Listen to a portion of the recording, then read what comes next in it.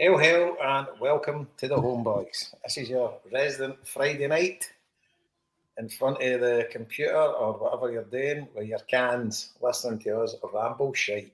I'm Jason, your host for the night, and joined in the line, we've got a depleted squad once again. Lack of numbers, but no lack of content. We're joined in the line by, over to Cambuslang, Mr. Scott McCory. How you doing, son?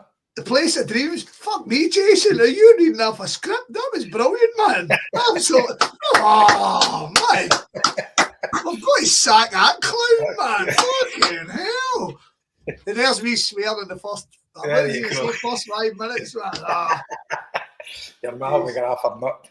Oh, things, mate, all right? You good? But I'm good, mate. Thank you. How are you doing? I'm good. Aye, all good. All set up for a championship day tomorrow, fingers crossed. So it's all good. And then over the Irish Sea to the Deer Green place, Mr. Marrty Flynn. How you doing, son? How's it going? How's it going there, boy? How's it going there? Fly the flag. How you keeping fly the flag? Loving life. Just back from Carnlough, Brendan Rogers country. I had a couple of days down there out of the road, fucking getting my head showered, taking the child horse riding, fucking about on the beach, drinking lots of stout and Cheyennes and Paddy Diamonds. So I have absolutely no complaints. Good weather. I'm saying one day it was a wee bit showery, but sure, that's fucking sound. Most of the time I was sitting outside the caravan I bought, Hugh McIlvanney's unboxing book. So I just sat. The wee man was fucking about with his mates, and I just sat outside the caravan, beating a tea into me, reading about the fucking greatest boxing matches of yesteryear by the greatest wordsmith that the game ever produced. Superb. Brilliant. Sitting in the Antrim Glens, can't get much better than that. No, absolutely beautiful. Sun-kissed, so, yep, lovely couple of days away. Brilliant. Great to hear. So let's crack into it. So, first on the agenda, another victorious occasion in Hampden Park for Mr. Brendan Rodgers and his famous Celtic team. What a performance, guys. What do you think of that? Some going, innit? It really has some going. You're, who was I listening to? It seems every week I'm fucking celebrating some other podcast on here, but there was one, and they were basically saying, Brendan, I think it was Axom again, and they were saying when Brendan Rodgers joined Celtic, he was told that Hampden was a bit of a curse, but he went in the dressing room and told the players it can't be a bit of a curse because all we're going to do is win trophies, so it can't be a curse now. You're going to have to go on it, and by God, he said. I mean, it's wild. In terms of the game, it's funny how slow we started, but how comfortable we were in the whole game. I mean, Hampden was stunning. Wee bit of sun. It's mad, isn't it, how the sun changes everything in terms of football. Huh? Your full perspective. It's like it just makes everything. You're walking by people are all smiling, they've all got sunglasses on, you're like, fucking hell, man. It's a mad scenario, and then we're going up to Hampden. The place is covered in green and white.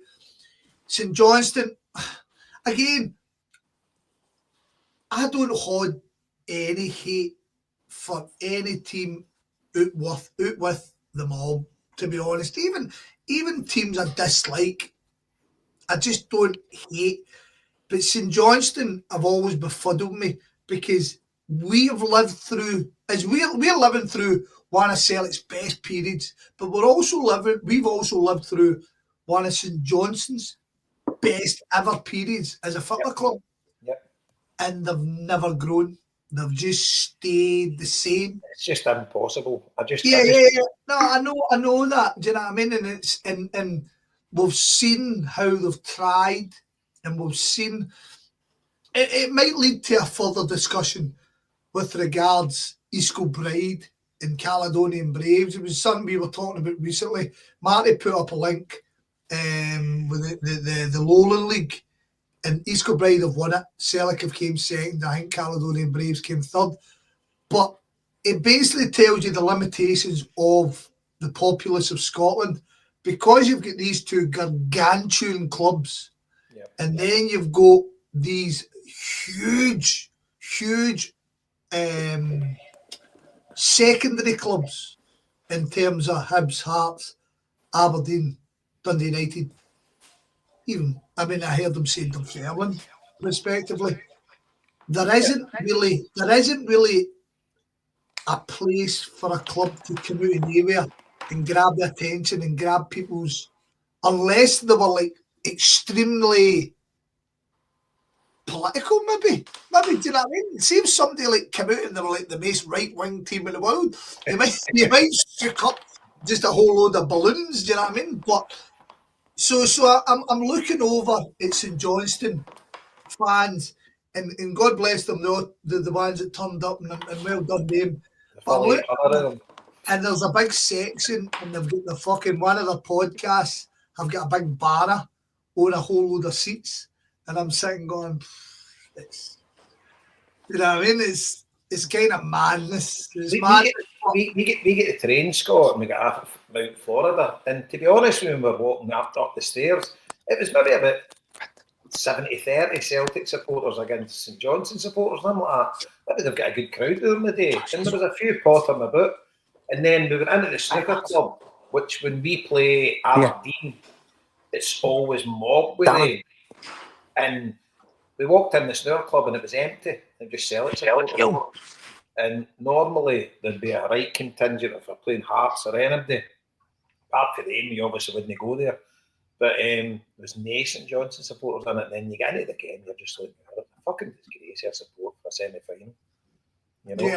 Yeah, it really is.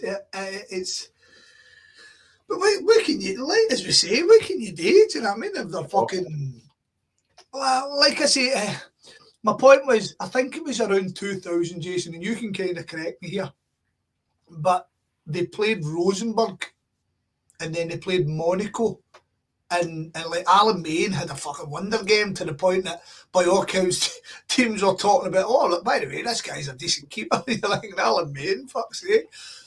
And then if you're no growing after that, if you're never ever going to get any bigger for that, then they've won the 2 cups recently, probably hindered by the fact it happened during COVID. But I don't know, man. I don't really know, man. It's just Scottish football, isn't he?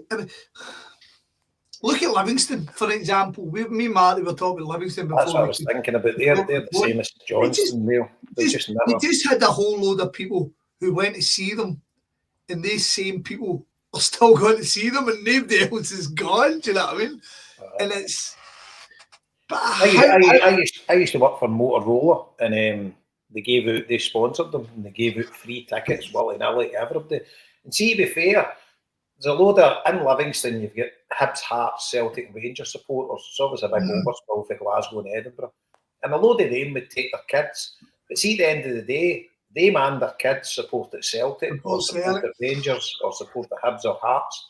But they would just go for convenience. And when push comes to shove, there's only a few of them have morphed into Livingston supporters, and it'll never ever get any bigger. You know, they defy the odds all the time. But yeah, well, let's make it a bigger conversation before we fling ourselves back into fucking. Marrty, you there? Aye. Oh yes, I'm here. The dutiful aye. I'm here. Before we fling ourselves back in, Marrty had a situation in over in the north where somebody tried to tie themselves into Belfast Celtic and try to kind of fling themselves into that. You had Donegal Celtic who kind of tried to do that. You had the Celtic Nation. Remember all these teams all try to kind of bounce off of us. But Man City, right? Man City's a big club, but it's not a fucking giant of a team, right? It's not, and the fact that they still, in terms of that big giant stadium, that stadium's no fucking rocking and rolling every fucking game like Everton would be. And I'm not just saying that because of you, Jason, but I'm just saying there is only a certain amount of people out there. Do you know what I mean? And I think we've had that yarn for years and years about smaller teams in Scotland that you kind of need them to fold, and you need people to kind of coalesce around a bigger team sort of thing, or say an area like East Kilbride that has massive population, and people be saying, well, that should be serviced by a football team, but fuck, it's just not an exact science at all. Like, and especially no, nowadays too, with you have so much, the world is so small, and kids can pick up teams from wherever they fucking like, basically around the world, and can follow them instead. So it's very, very tough for local teams to get there. Like, from running teams how hard it is to run it. I don't know how anybody runs a football team. Marty, Like, it's a fucking thankless. It was something I noticed years and years ago, right? So we're all of an age that, imagine Celtic went tits up in the 80s. For us to go and watch football, we'd have to go and watch football. Do you know what I mean? Like, we'd have to actually go, change your... Celtic went tits up in fucking 88. Right? 100 years down the line, we went tits up. Something happened. The fucking meteor hit us. Jason, you might think, fuck, I can't go to anywhere else. But Motherwell's just along the road. And you've got Wishaw Juniors, right? For me, Clyde were still there at that point. Glencairn, you get, when they get Cameron Rangers, I mean, Blatter Vicks, maybe, do you know what I mean? Or Hamilton Ackies or something. But you need to get off your arse. If you wanted to support a team, you'd need to go and do it. But it's easy. I mean, Wayne's are now turning around to you going, who do you support? I support fucking Borussia Dortmund. I support Real Madrid. And they're like, and they watch every game. They watch. They can see every game is available for them to watch. So, legitimately, they're watching Real Madrid as much as a Celtic fan in Ireland who doesn't travel. And see a team like St Johnstone. St Johnstone have done everything right. Yeah. They've ran themselves really well. They've got a decent wee fucking Meccano set stadium that suits their needs. Do you know what I mean? And they have delivered on the pitch over the last 10 years. They've been outstanding for their level. Do you know what I mean? They've done really well. They've always been a kind of a yo-yo club, going up and down the league. But like, you can't fault what they've achieved over the last decade. And it just counts for fuck all. Do you know what I mean? And they're still having to give us 3 stands to make any money. It's fucking mad. Like, yeah, it is. It really is mad the way World of Football is. We were having a talk to let the people into the hidden workings of the Homeboys, but we were having a chat just basically how the world is just so greedy now. Everybody's just so greedy that everybody wants everything, right? And it's ironic coming from Celtic fans talking about Scottish football, but we kind of try to soak up the whole of Scottish football and moan about UEFA, and all the big teams in UEFA want all it and they don't want to give us nothing. And there doesn't seem to be a kind of, if we all do well, we'll all get better kind of attitude. See the I suppose the obvious place to go with that talk then is ticket prices. Now I'm not talking about our season ticket prices, but if you think of a club like St Johnstone or Dundee or whatever, any of those smaller Scottish teams, like, their fucking ticket prices are still fairly high, and their attitude is, well, we can't fill the ground, so we'll have to pay high prices because, at one stage we were told we had to have a 10,000 seater stadium to be in the league. Yeah, we had to build it. Yeah, therefore it costs money to service this fucking building.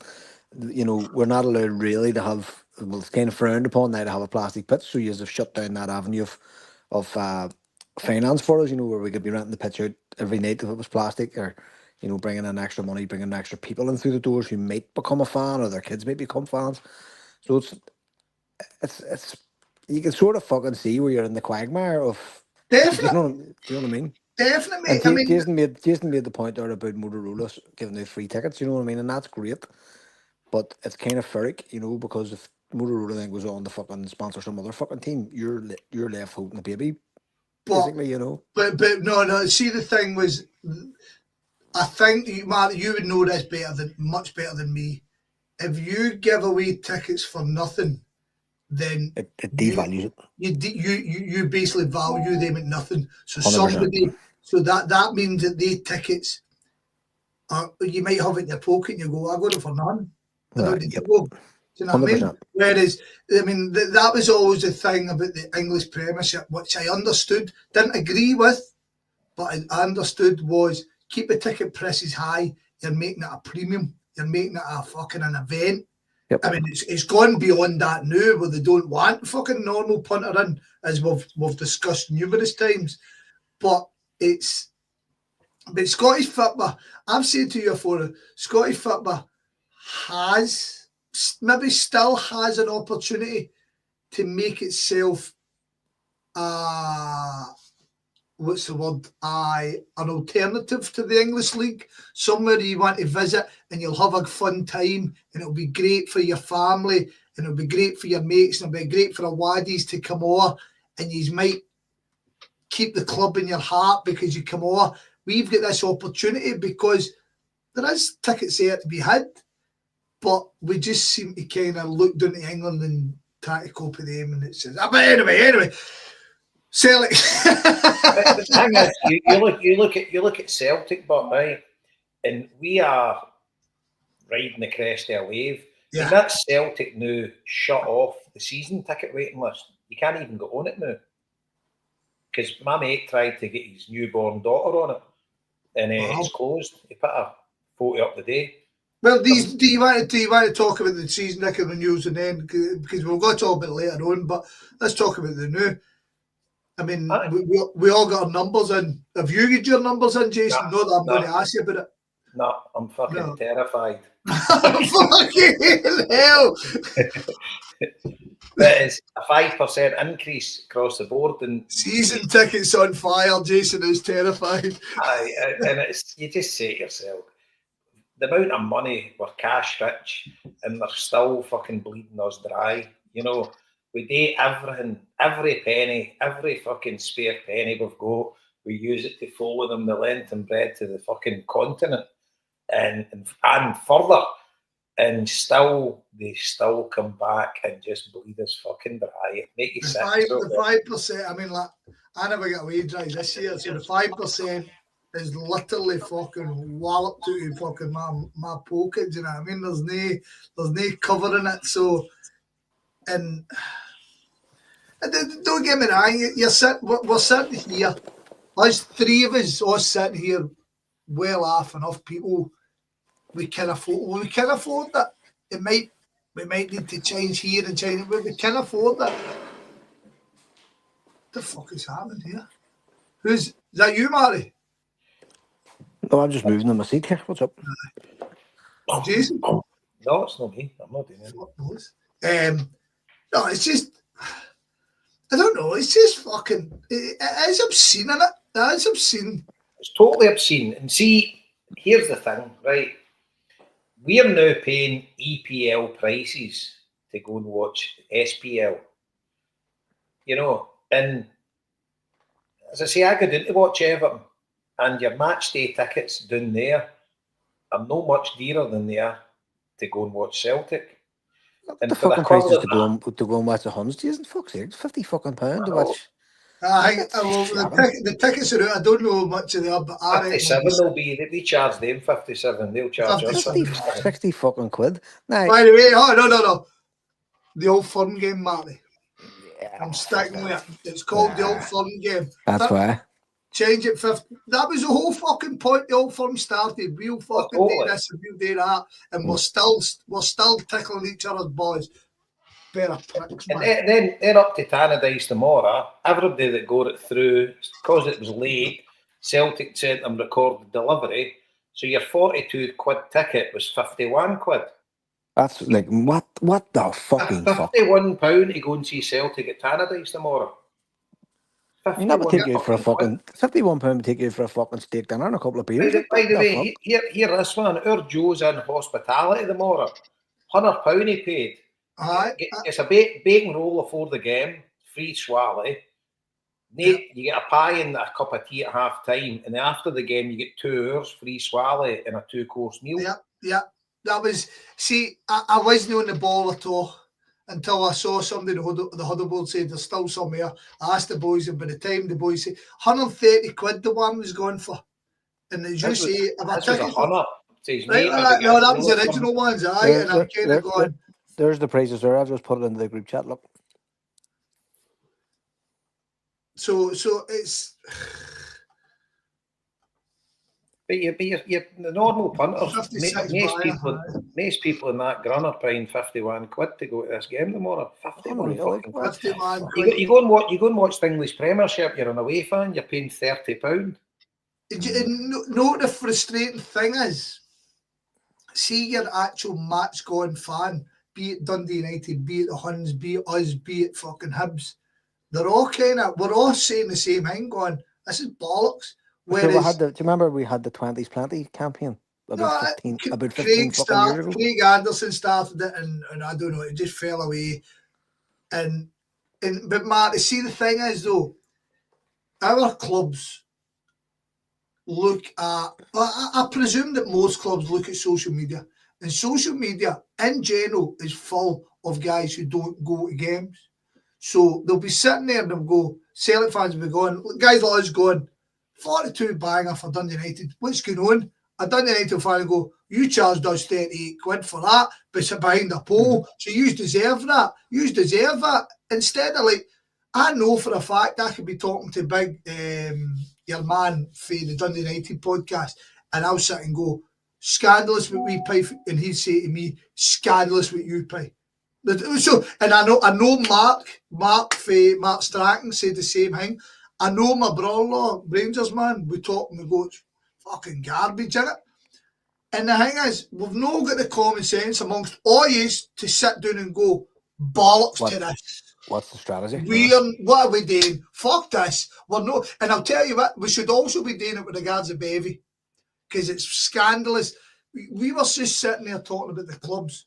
We're all struggling for dough, and there's this huge money sitting there waiting to get, and we're allowing people to tell us no, you can't get it, and it's fucking, I don't know, it's a stupid bastard. You've got to be upset. Fuck's sake.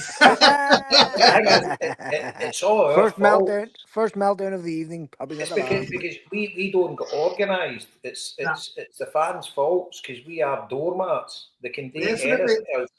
And as you say, they're Celtic now. Because when Michael posted it on the chat about his daughter not going on, he says, surely there's a thing now for Celtic to redevelop the main stand. Obviously, under the Ronnie Dyler years, things were small pickings. But see, at the end of the day, if Rodgers was to leave, we were to get a substandard manager in. Yeah.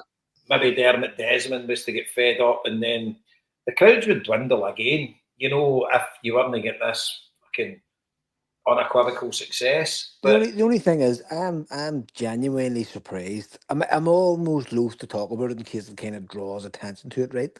But I am genuinely surprised that they've maintained the £50 prices for the kids tickets, because I bought my brother one in like 2006.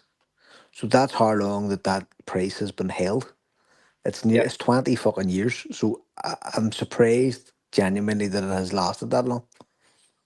You know, there's no more of them. You know, try to get Wayne's tickets, because ultimately I've had my Wayne's on the waiting list for fucking many a year, and they're no quick and getting a Wayne's ticket. Do you know what I mean? So, no. But what Wayne who got it in 20 fucking 06 is still a Wayne? None of them. Do you know what I mean? So it's like, fucking hell. No, I don't understand. That was the thing that Everton always, they shouted to the rooftop saying, we've got the most kids season tickets ever. Fucking hardly any kids at the game. It's all adults. It's fucking I know we're all taking the fucking thing. Aye. Marty, one of our good pals, he just sent me a message here, right? Jason, where's your ticket for tomorrow? Jerry Kerr. Right, so you paid the 42 banger, right? So see the Vogue, vast majority of boys are paying 40 banger. And he says, they've not even got a proper flushing fucking toilet behind the goal. Have you been in there? It's basically a fucking a concrete wall. We've all been in there. And we're paying 40 fucking banger.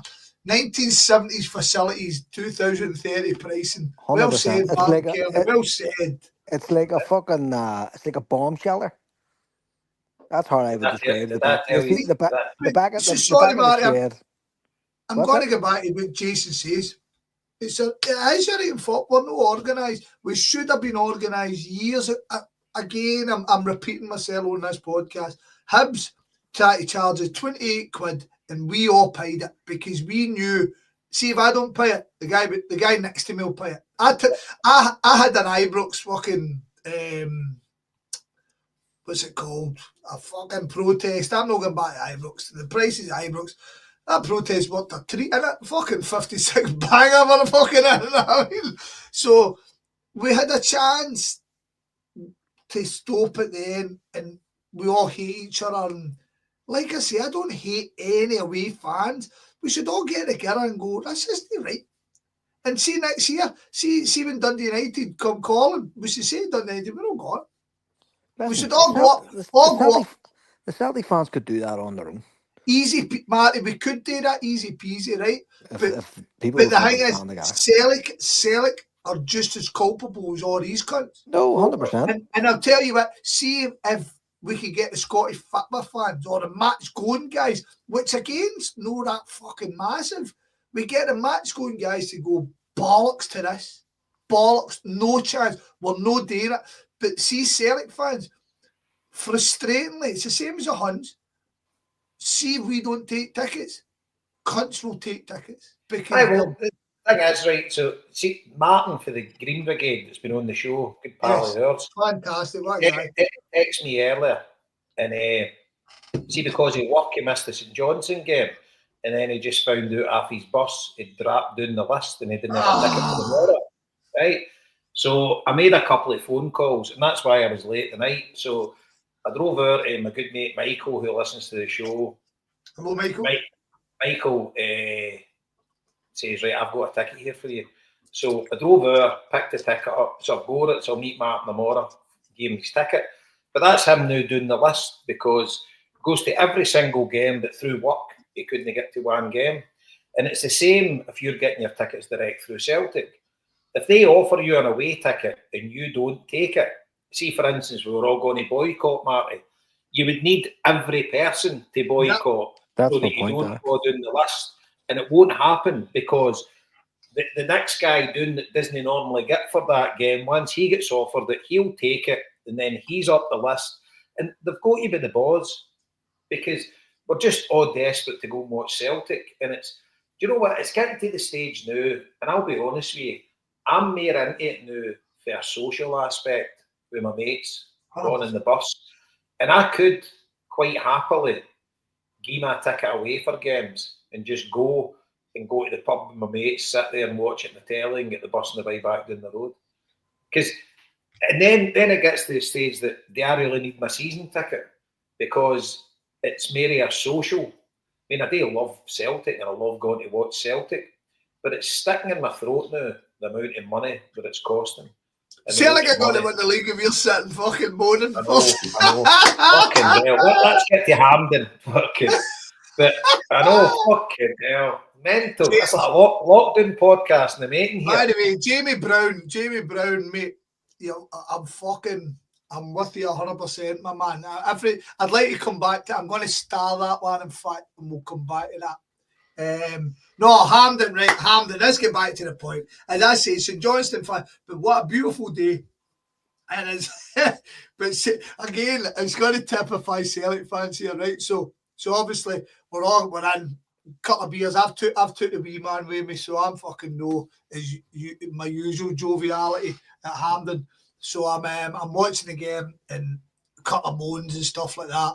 We've picked up on a wee misplaced pass, and that was it.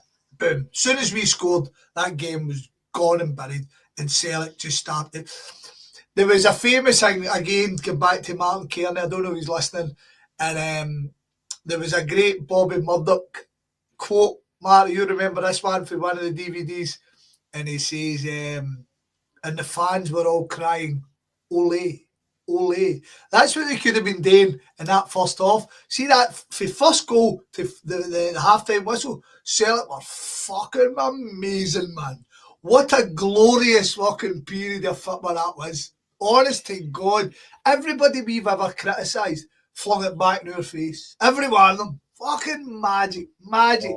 And it was... I tell you one thing, Scott. Callum McGregor, see the first goal, McGregor's goal. How many times has McGregor scored that goal? Mate,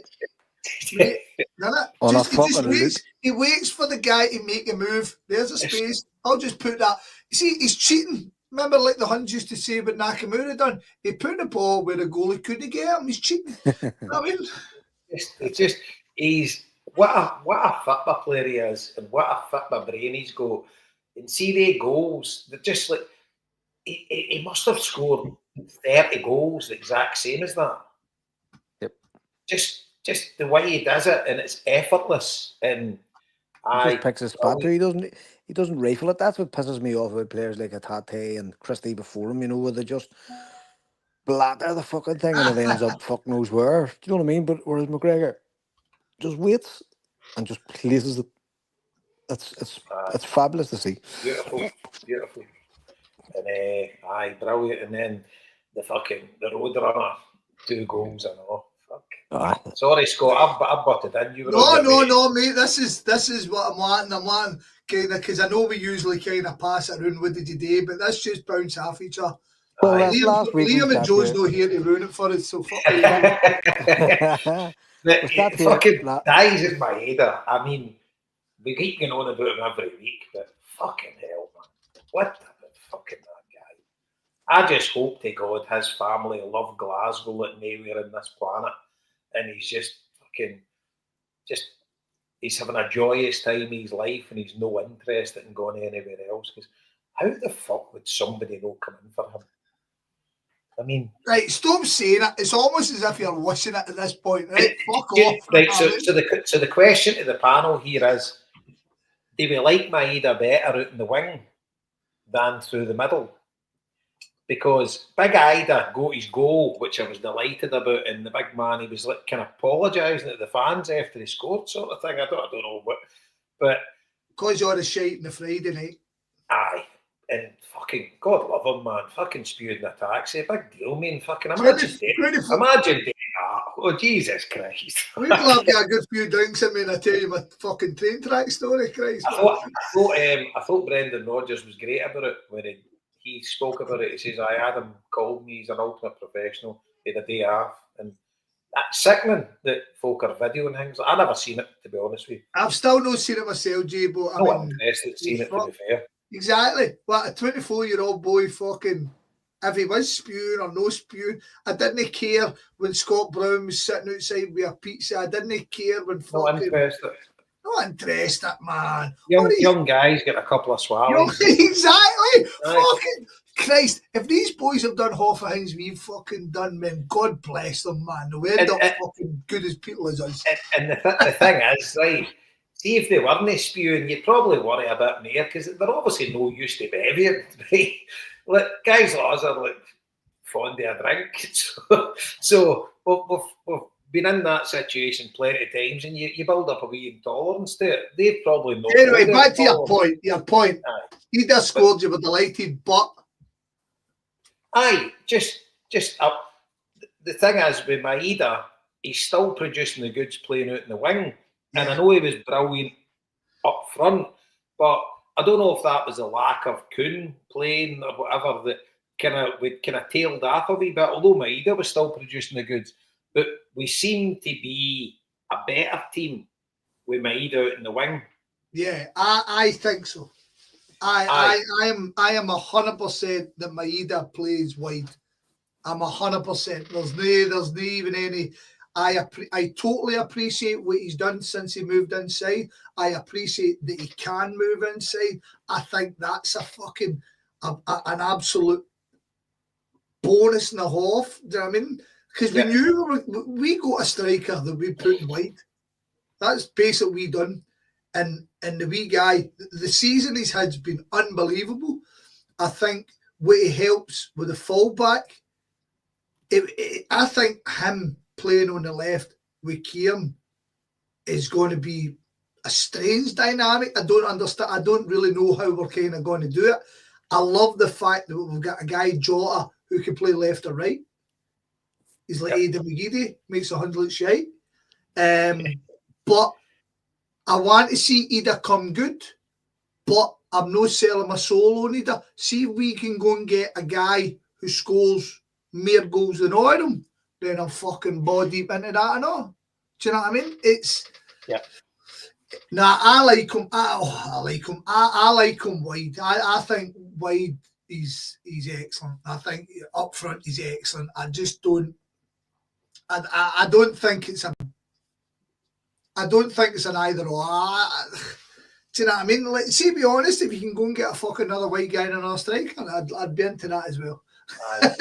What I would say is, but when you're playing top class European opposition, especially away from home, I think he's dynamite up front, because you're no playing three up. Well, you shouldn't be playing three up front. You want more to be more hitting them in the break and etc. Maybe no going as wide and keeping them more compact in the middle, because these teams rip you apart. And I think he's what a weapon he is there when you play him up front. I think against a top class European team, I think he's not the best finisher in the world, right? But he's good, and he's. We're never going to have the best finisher in the world. No, really. Exactly, exactly. But that's when I think he is valuable playing up front. But when we're playing in Scottish football against any team in Scotland, including that mob, I think he's better out in the wide, because he still gets the goals. There's the thing. There's the thing about having these guys who can do all these things.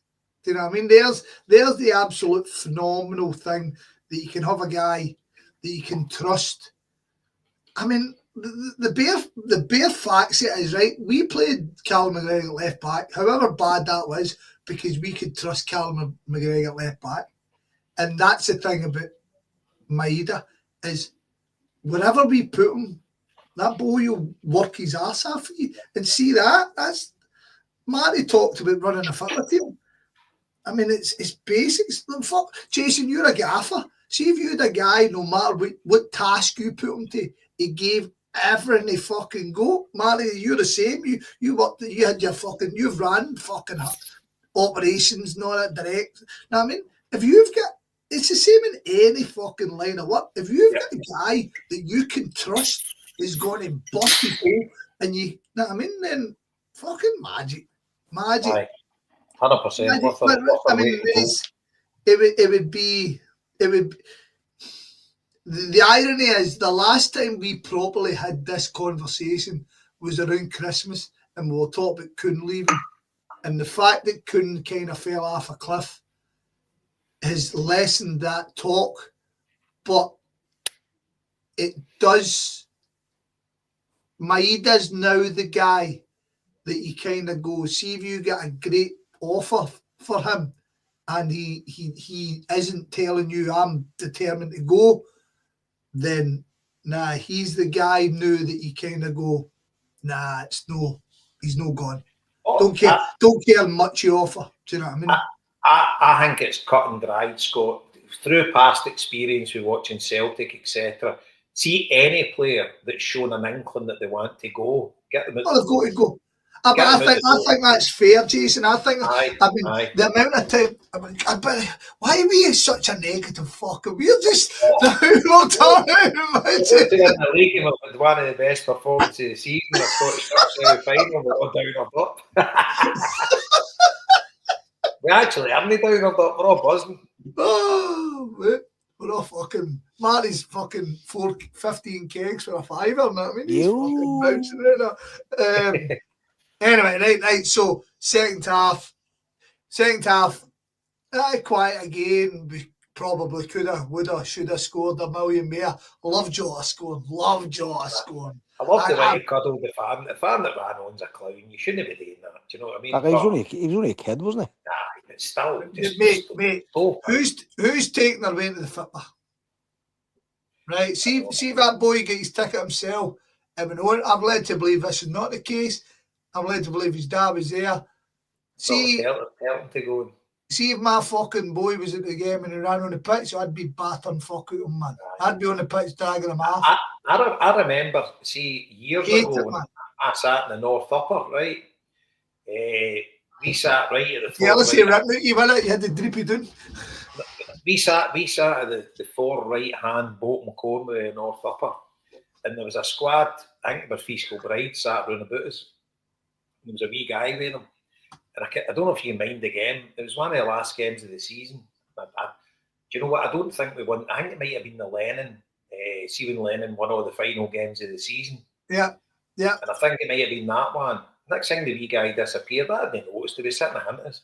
Next thing he appears on the park, fucking running wild. Next thing he get the fucking jail. He was only about 12 or 13.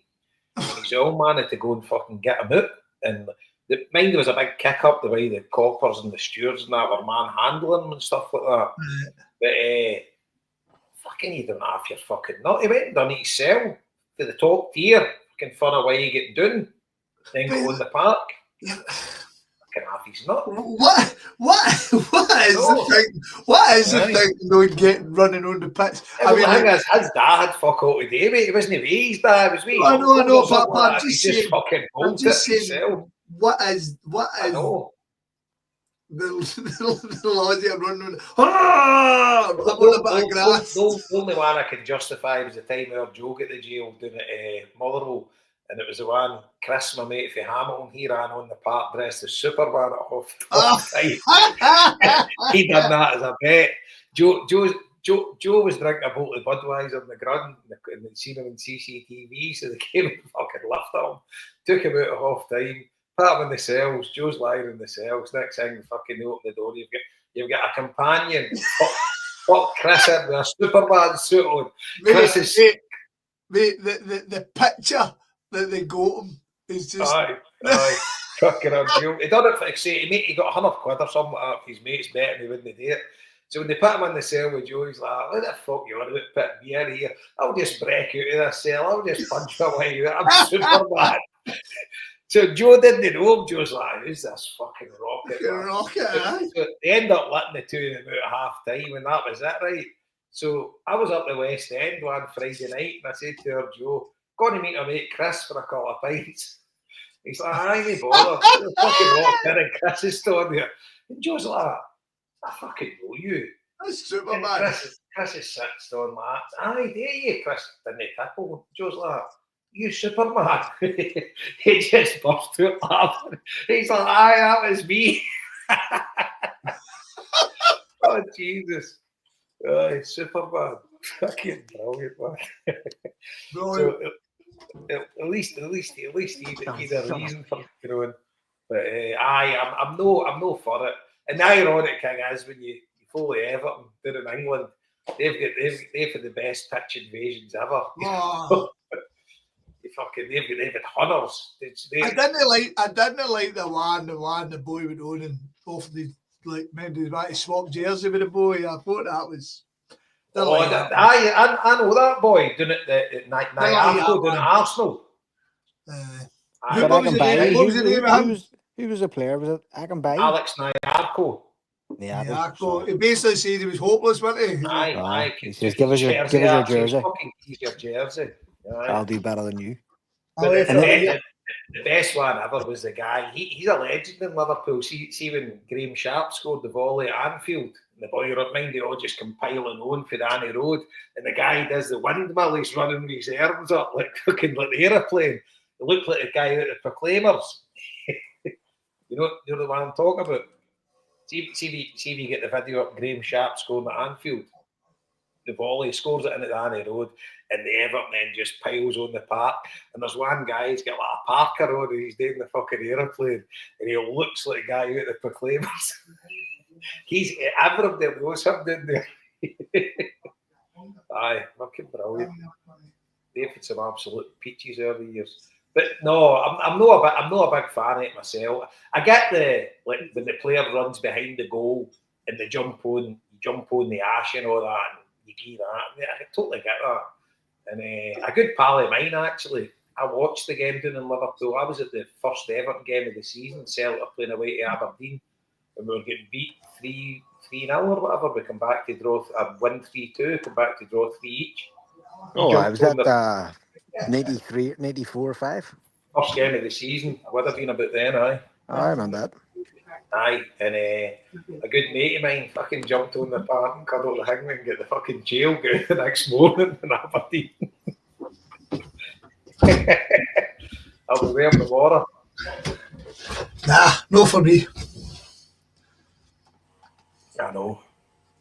But there we go. So aye, it was so a couple of talking points, right? The St Johnstone goal getting ruled off for the foul on Idah, right? I thought it was mega harsh. What a fucking goal the boy scored. And I get there was a push on Idah, but do you think there was enough? Listen, it was 100% fucking foul. He shoved him in the back. Like, where would that not be a foul? See if it had been the other way around. And I'll tell you where it wouldn't be a foul. Well, probably It's fucking Murrable. Oh, aye. It's fucking Murrable, it wouldn't be a foul. Exactly. Aye. And the James Forrest penalty, what do you think of that?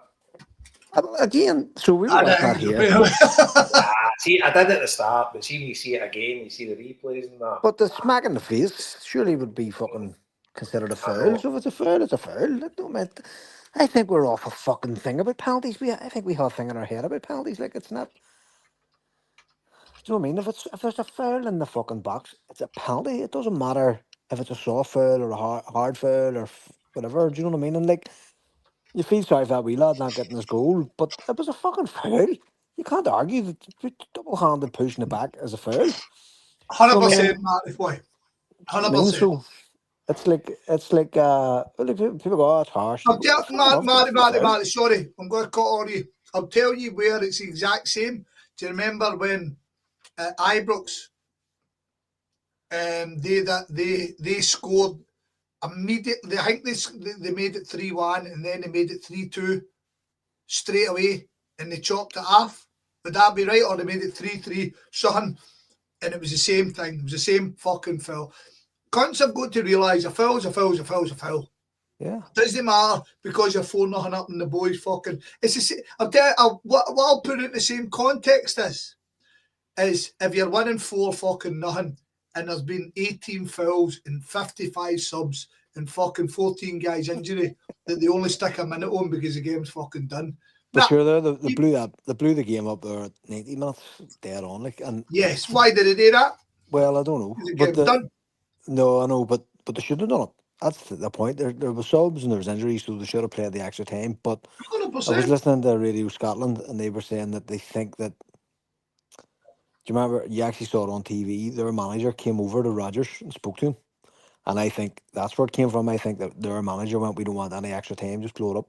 I don't give a fucking flying fuck. This is Saturday morning amateur football. I remember I was fucking 8-0 up just after half time in the game, and I say to the referee, I said, "Ref, first opportunity you get, we'll just kind of can it."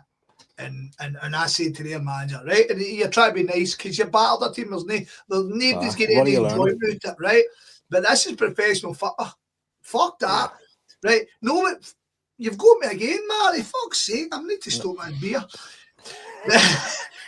It's like the mercy rule being applied. You know what I mean? But I understand it, but see that the fact that injury time is at the referee's mercy, I think that's fucking nonsense. No, and it's kind of like the VAR argument that the timekeeping should be taken out of the referee's hands.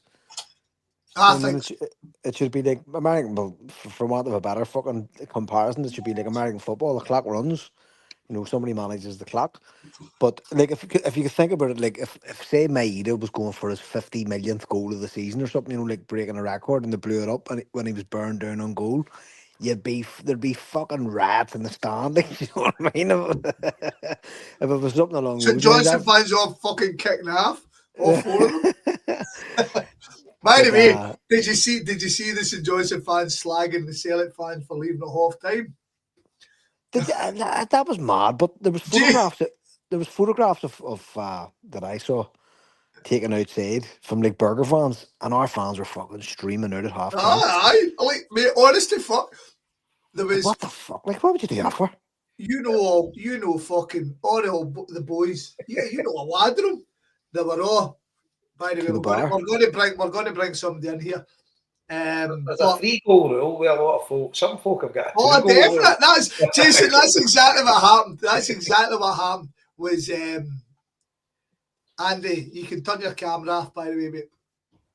We don't do camera. I've muted you so you can't see them. But right, there's a thing in the boat that says stop cam.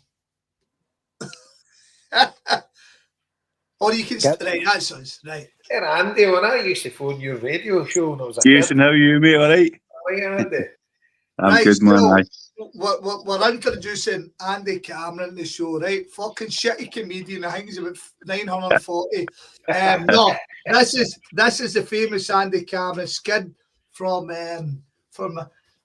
St. Rock's fame and for fucking 1998 fame. I would always say Andy, yeah?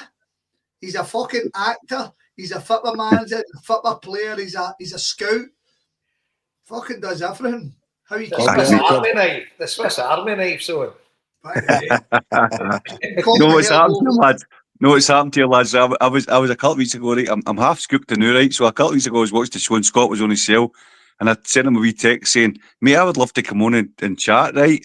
So out of the blue, I was out there. I've not been in a pub, right, for about fucking 3 months or something. And wee Paddy Wells phoned me, he's doing the pub, so I'm half scooped, right?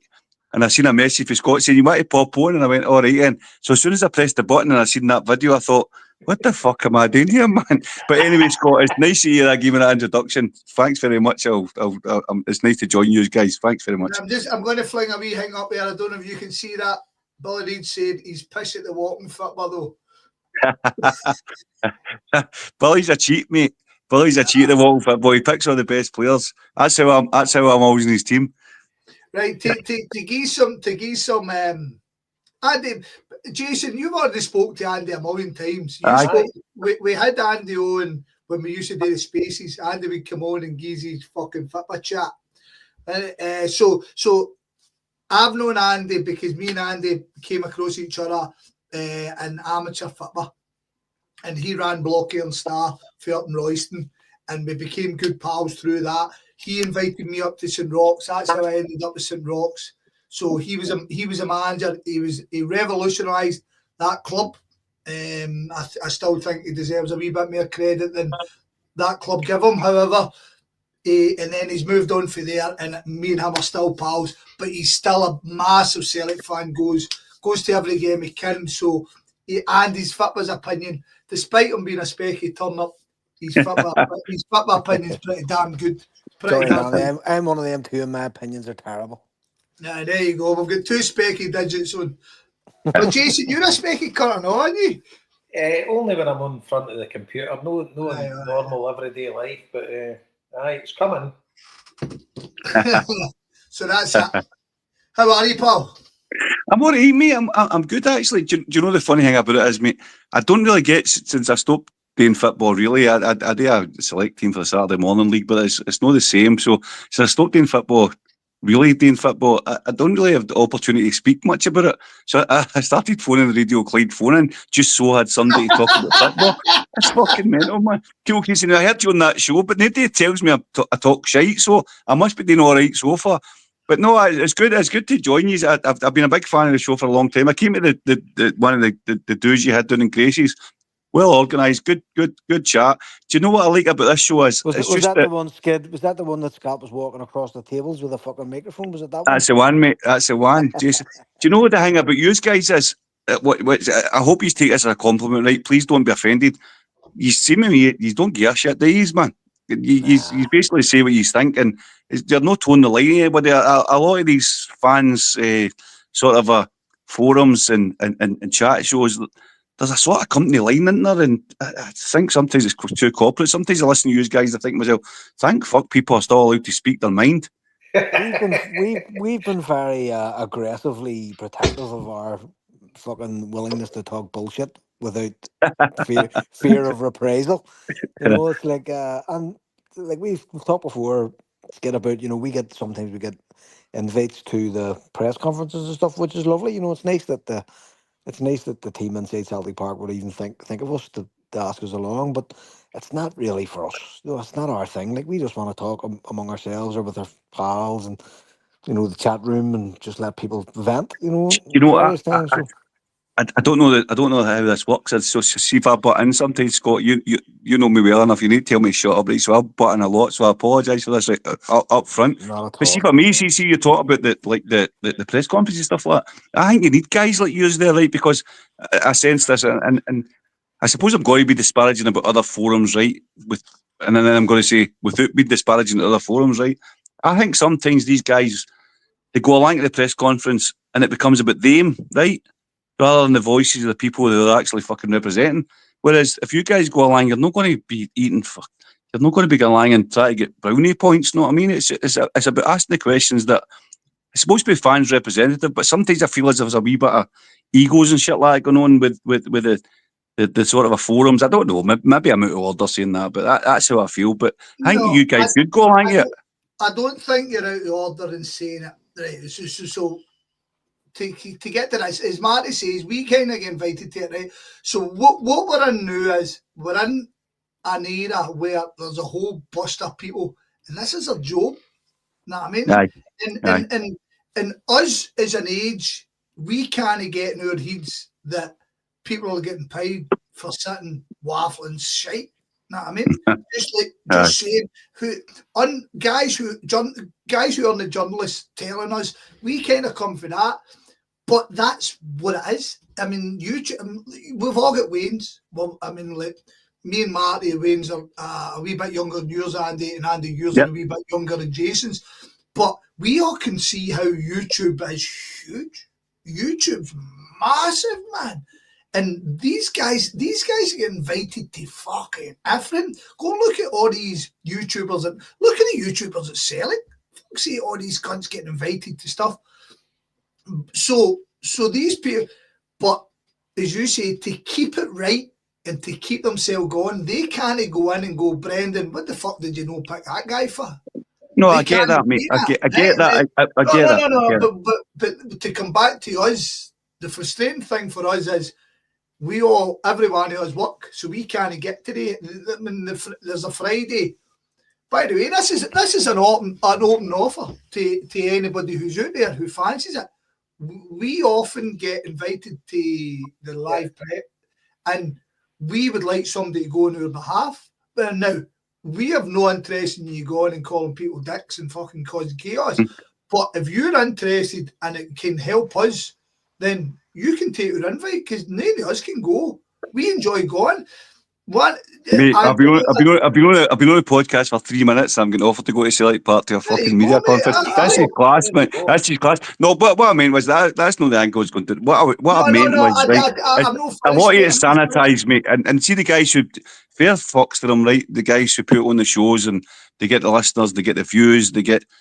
And they need. I understand what you're saying there. That they need to toe the line, because if they don't toe the line, obviously it's quite easy for them not to get invited to things. But what I sense about you guys is there isn't a line. If you get me, it's more about. But the thing is, so it's irony you're saying this, because me and Marty came for the temporary stand, and we suggested to Jason, Joe, Harper, well, why don't we bring it down to 45 minutes? Why don't we start promoting it to here?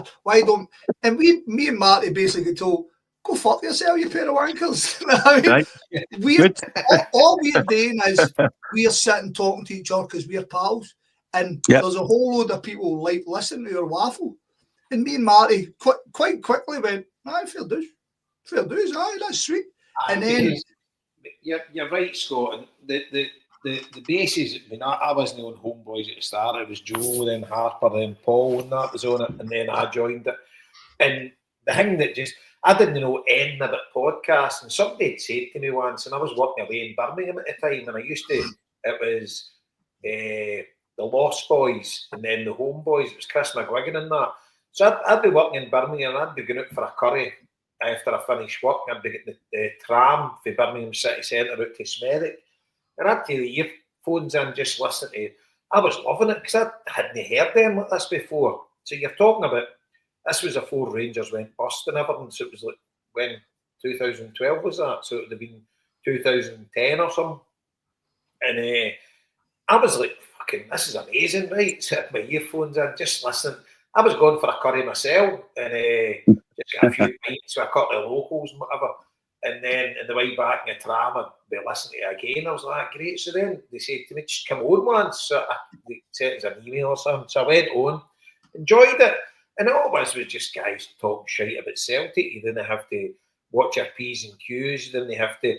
And it was, I really enjoyed it. So that's why I do it. And I'll be honest with you, Andy, I don't listen to any other Celtic podcasts. I don't really care. Because I go to all the Celtic games and all my mates go, and I talk to my mates about football.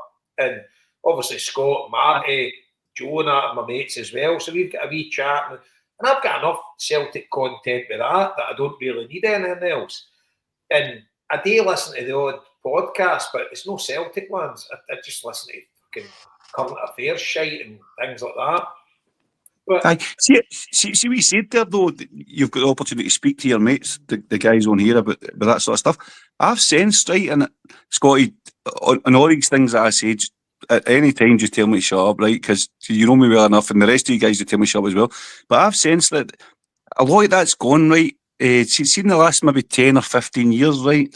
You guys will remember this, right? You used to go to the game and you got opportunities to speak about football an awful lot, right?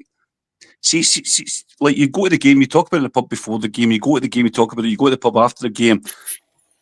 There's a theme here in them. We talk about the game and the impact, excuse me, the impact of the game. Sorry. And you talk about the who played well and who never played well and where you on the league table and what's going to impact, la, la, la. See now because of social media, excuse me again, see now because of social media, there's not an awful lot of chat. I, of course, I'm a fool.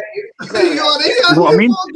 I know, mate. You brought me on. I'm going to die on air, man. It's fucking terrible. That's a bit of first. I know. My missus gave me olives with jalapenos and garlic in it, right? And I think I've been continental, and I think that's cracking, right? So I can't. Trying to kill you, mate. Fucking hell, man.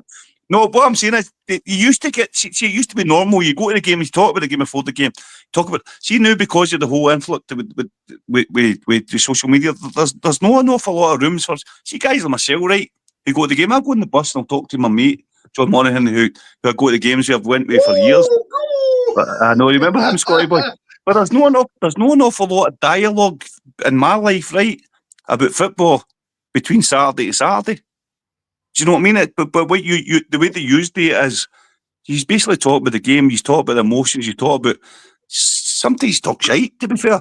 But that shite is good stuff. It's the stuff that we used to all talk about before you used to press buttons and have chats that way.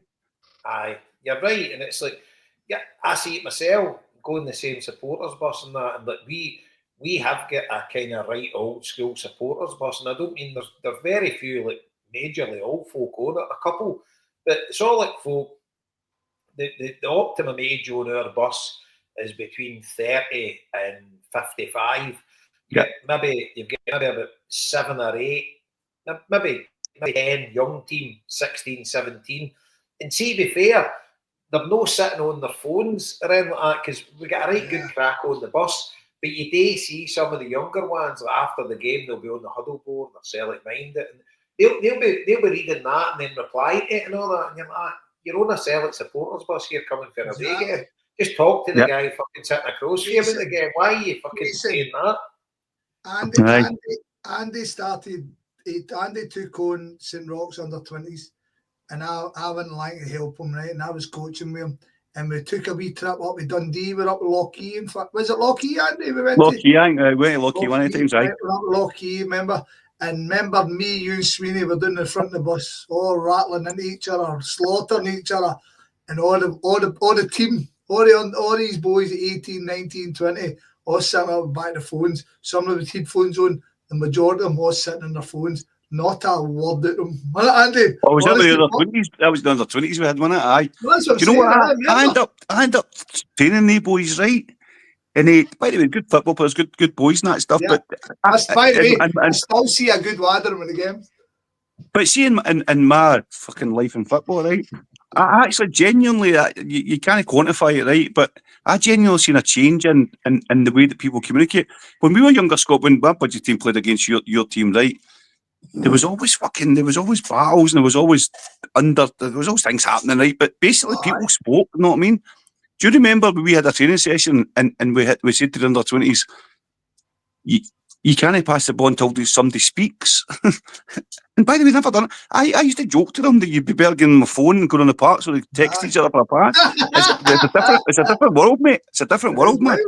That is wild. That is wild. But about your opinions, I'm fortunate enough, same as Jason, that sewer bus, I mean, I'd say the young boys are, 35? And we all see after a game, we'll all get battled at each other's seats. Yeah, well, that's good, isn't it? What the fuck is this? What the fuck? And you know me, like right now, I'm pointing at the screen, and that's all it is. We're all fucking shouting at each other. And if we get beat, we're all fucking. Oh, there's a lot of opinions coming out. And as you say, it seems to be dying. It seems to be it seems to be flinging onto online, but it's no. Yeah. But it's no a healthy online. Nah. It's like, see if you don't agree with my opinion, fuck you, you're a cunt. Whereas exactly. You wouldn't say that in my fucking face, you rat dog, know what I mean? I'll fucking punch your teeth right half. But you say it on a bus, and then like it's But anyway, we're going to finish this semi-final. Celtic are on the road to a treble, and all we've done is moan about tickets. Fucking young team, man. By the way, we've got to change this to Homeboys to Old Boys. Fucking moaning Old Boys. Old cunts. But aye, and it's. Andy, were you at the game? Were you at the semi-final? No, Scott. I was at Amsterdam. I was in Amsterdam. No, mate, I was in Amsterdam. I got a ticket, but we had a tournament there in Amsterdam. So he did. Cup. So they went there and played. It's chilled out that place, man. We went there. Did they go on? Did they win? Oh, no, they played on the Saturday. Was a sort of a qualifying tournament for they won it, but the bottom there's leagues of four. I mean, so the top two went through the final, and the bottom two went through. So anyway, cut a long story short, the Saturday were shy, the Sunday were good, and they got beaten the final in penalties or something like that. But it was good. I think to be honest with you, I thought the parents were looking forward to more than the Waynes. The Waynes took in their stride, you know what I mean? But it was good. Amsterdam was cool. It was pretty chilled out. More chilled out for those. Again, see the cookies and all that. Fucking hell, man. I said to Donna when I was going there, Scott, I said, I'm not taking all that stuff, man. I'm not taking it. The Sunday night we watched the game, the semi-final. I watched the game. We managed to get it on a phone and then cast it on the telly.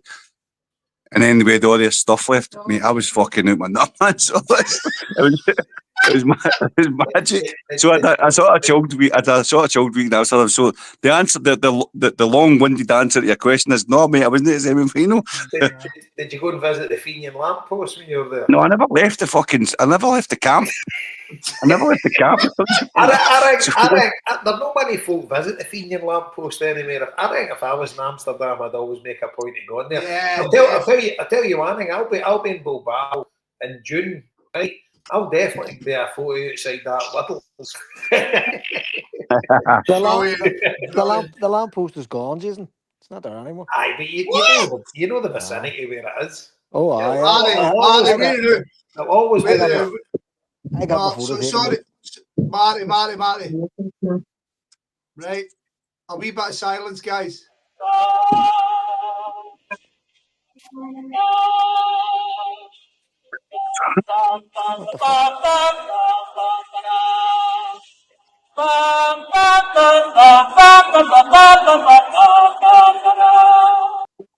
God bless the Fenian lamppost. God bless the lamppost. Put that up there. Oh.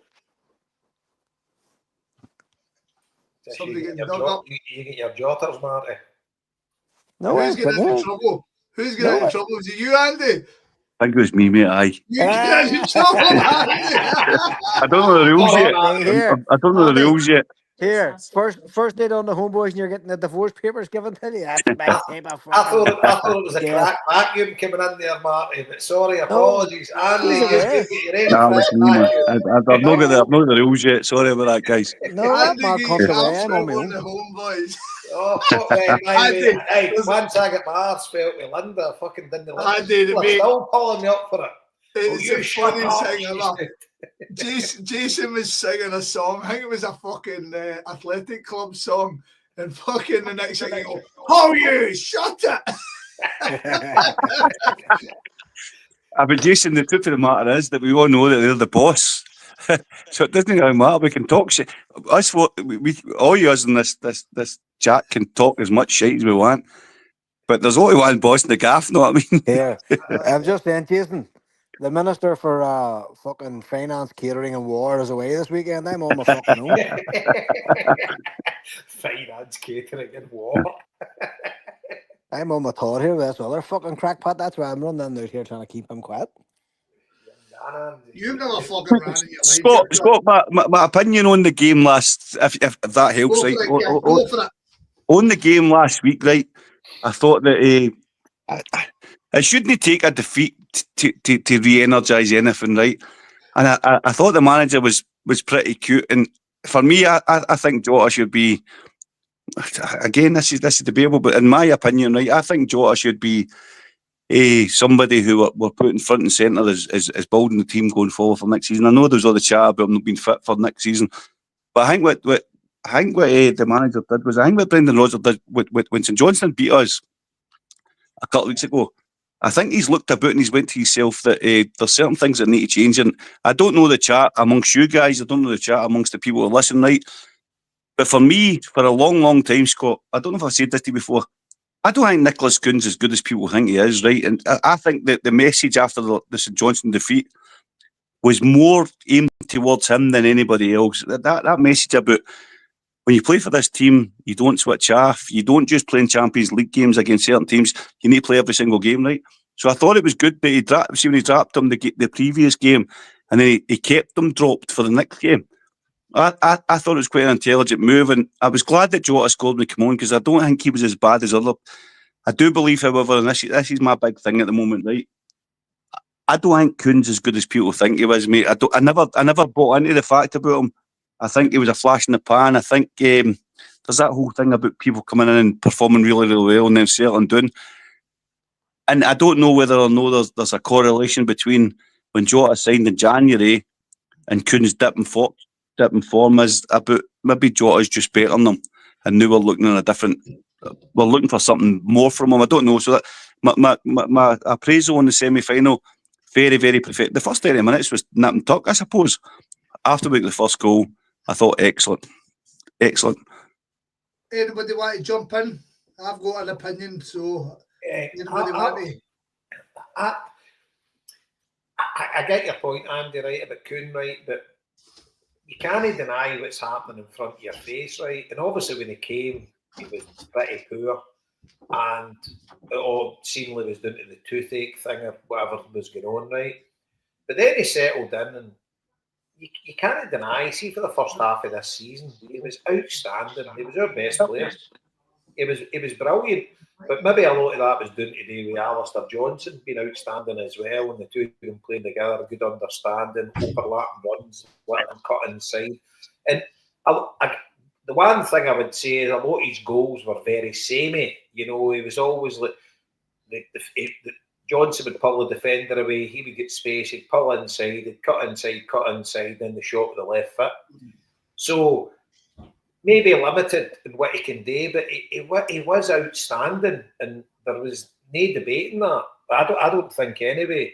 But then he's absolutely fell off a cliff, and I don't know whether the Jota coming in is getting to do with it. Maybe it's a drop of Alistair Johnson's form, or maybe it's just something going on with him that maybe he has been tapped up, or maybe. I think there's definitely something going on there. He's not the same player as he was at the first half of the season. But what I would say, Andy, I'm not a believer in somebody's playing above themselves or anything like that, because actually what you're watching is what you're watching. You know, so they're to be there. But definitely something's happened that he's definitely know that in it. See if we lost him now at the end of the season, he was to go somewhere else where he get good money for him, I'd be more than happy because Jason, I know that you're. I'm sorry for butting in, right? But just an observation I've had, right? So the main games that we judge ourselves on against the Huns, right? So here's my observation, right? And I know you mentioned about him and Alistair Johnston having a combination, right?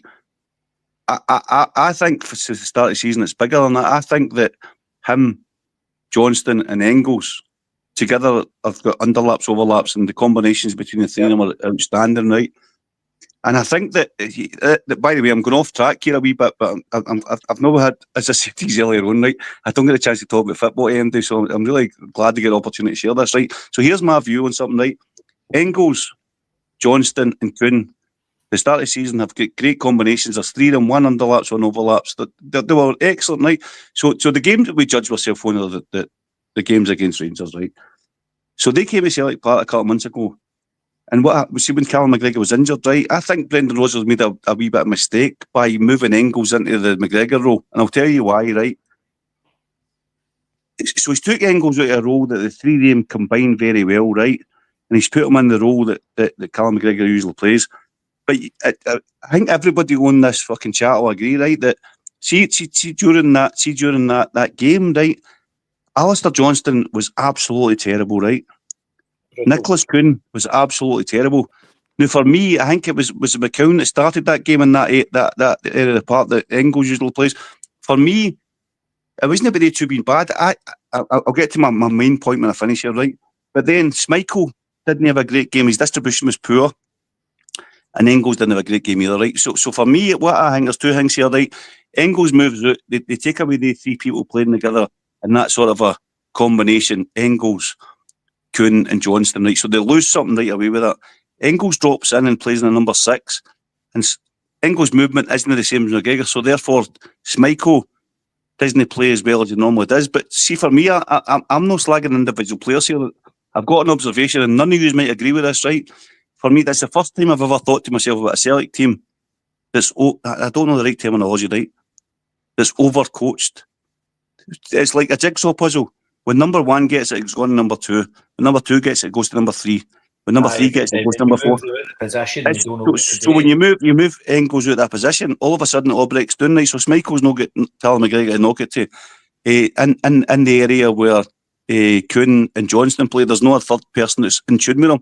But I actually, what I'm going to say is that I think that's a bit scary that your team's so drilled, there's no any individuality. And I thought for myself, when Jota came back, I thought, is he going to be able to play in this team? Is Brendan Rodgers going to allow him to have that individuality? Which he has done, which is fair. But I thought, I don't even know. I don't even where I started. Can I jump in, please? Right. Because Marty, have you got something to say before I fucking gaff in this? Right. Go fucking radio, son. Point 1, I agree we're overcoached. Right, but I think that's a generalisation of world football. I think we're trying to outcoach. I think what we've seen this season maybe suggests otherwise, that we allow a bit of freedom, a bit of luxury and stuff like that. However, that's not my point. I want to come back to Kuhn. Right? I think people need to take one big massive step back on Nicolas Kuhn. Yourself included, Andy. Right? And the reason I say that is, so to give you some backstory, when we signed Nicolas Kuhn, my German friend, Borussia Dortmund pal, he loved Nicolas Kuhn when Nicolas Kuhn was a boy. He thought this boy was going to be a superstar for Germany. And are you going to look at Nicolas Kuhn's history when he was a lad? He played with Ajax, played with Bayern Munich. And it never worked. Despite all the talent he had, it never worked. And he ended up going on loan to a lower German team and then ended up with Rapid Vienna. So he's 25-year-old this year in January. He has never produced as he has done this season. Never. He's never scored as many goals. He's never assisted as many goals. This is a guy in the up. This isn't a guy who's no got heart. This is a guy who's grown into his body, who's grown into his career. Now, I understand if we end up with a fucking mad bid, we would sell him in the first thing. I get that, and it would probably work out better for us. I think this is a guy that we still need to mould into what he's going to be. I remember Liam Miller coming into Celtic first team at 24, and ever since that, I've always felt, see, at 24, he's start becoming a fitter player. Don't get me wrong, you've got these fucking oddities at 18, 19, 20, but did any of these happen to watch the the Gary Neville thing with Duncan Ferguson on it? It was like, honest to God, if you haven't seen it, it's one of the best interviews you'll ever watch. It's fucking magnificent. But Duncan Ferguson says, I was the youngest player at the Euros in 92, and I was 20-year-old. And you're sitting going, fuck me, we're flinging Wayne's in at 15, 16 into the Euros now. Nicolas Kuhn is a young guy, and he's had his best ever season. Best ever. And it's just, and his kind of forms fell off. I think we're reading far too much into his mindset. I think it's just, he's never played, right, I'll tell you what, here's the stats. See, this season, he's played 19 more games than he's ever played in any other season combined since. 19 more games. And the same thing goes on about Arne Engels. Arne Engels hasn't played 50 games a season. It's not normal for him. So we need to fucking relax a wee bit. Always need to relax and kind of go, these are human beings. See if like you think about it, you go to your work and you're working for fucking 8 hours a day, and then you get a new job and you're working for 12 hours a day. Are you telling me that they fucking last 4 hours you're sitting going, I'm fucking still magic? Are you fuck? You're kind of going, this is fucking murder, man. So we need to relax on Nicolas Kuhn. Nicolas Kuhn has been fucking magnificent for us this season. All right, Scotty, I'm sorry for talking this, right? See if Sorry, we go, Andy. Will you go, Andy boy? No, before Andy goes, I'd say that was the right good shout there, Scott, sorry. So sorry, right? Wait for this cunt to go at me. No, I know. I'm going to go back to you, mate. I'm going to go back to you, didn't you? I'll let you fucking rattle. I'm going to paraphrase what you said there, mate. I'm going to paraphrase what you said and what I said. I said that he's had a purple patch, which is sort of a clouded my judgment, right? But then you said you disagreed with me. But then you went on to say he wasn't very good before he signed for us. I think you basically said something like, you never really played for Ajax, never played for whatever it was, but you said that before I never said he never played. I said that was my point. So he never hit the heights. I think you said something like that, right? So he never hit the heights before he came in. But then he came in and he had the tooth injury last season, and what you then said is he went on to be very, very good for us, right? Yeah. I said before your comeback to me was that I suggested he's not as good as we think he is, but I'm going to say something to you, right? So he's not been very good before he came to us, right? Which you've agreed to. Then he's hot, which I called a purple patch. You said he's just coming into his own. What I'm saying to you all is, like, this guy's got pace to burn. Believe it or not, in the stats, I do believe, you'll correct me if I'm wrong, he's faster than Maeda. This guy's one of the fastest guys in UK football. So what's happened, I believe, is that he's come in this season, he had his injury in that last season. He's hit the heights, he scored a good goal against Manchester City in the lead-up, which means fuck all, right? But he's had a wee bit of confidence at the start of the season, and he's done that thing where he comes up, and I think Jason said it's a bit samey, right? It's fucking very samey. He goes down the line, he cuts inside, and he curls it towards. I don't know how many assists he's had, which I'm pretty sure it's decent. But for me, mate, I get what you're saying, and I get you're saying hold on to him and stuff like that. I don't rate him, mate. It's not going to change my opinion. Wow, so I don't rate him. So we're sitting in a generation where Kevin De Bruyne was wrote off as pony, right? And we're sitting where fucking Salah was rolling. Mate, football players get better. That's just my I know. opinion. They get better. Yep. Experience. We're all sitting here, experienced boys. Experience gets better. Experience Yep. makes you something, right? This boy played with Bayern Munich. He played with fucking, right? And he never got a sniff. And he had to work his way up. And he fucking done well. It's the same as Idah. See, Idah has Oh, mate, please don't, man. but Please Idah's don't. bettered himself every season right now. Please He's don't. bettered himself every season. Mate, you've got my two. I know. I'm sorry, Jason. I know you're going to come in there, right? Mate, Adam Idah is in no way whatsoever in any circumstance good enough to play for Celtic. What an absolute rub. Right, who brought this guy on? Fuck's sake, man. He's no. But he was good enough when Nicolas against the Huns. He was good enough when he scored when he won his cup. He was good enough then, but he's not good enough now. That what you're saying? Mate, you pick any. So, It was a guy. When you watched Celtic draw back Aston Villa 2-2, did you see this guy's not good enough? Or did you go, brilliant?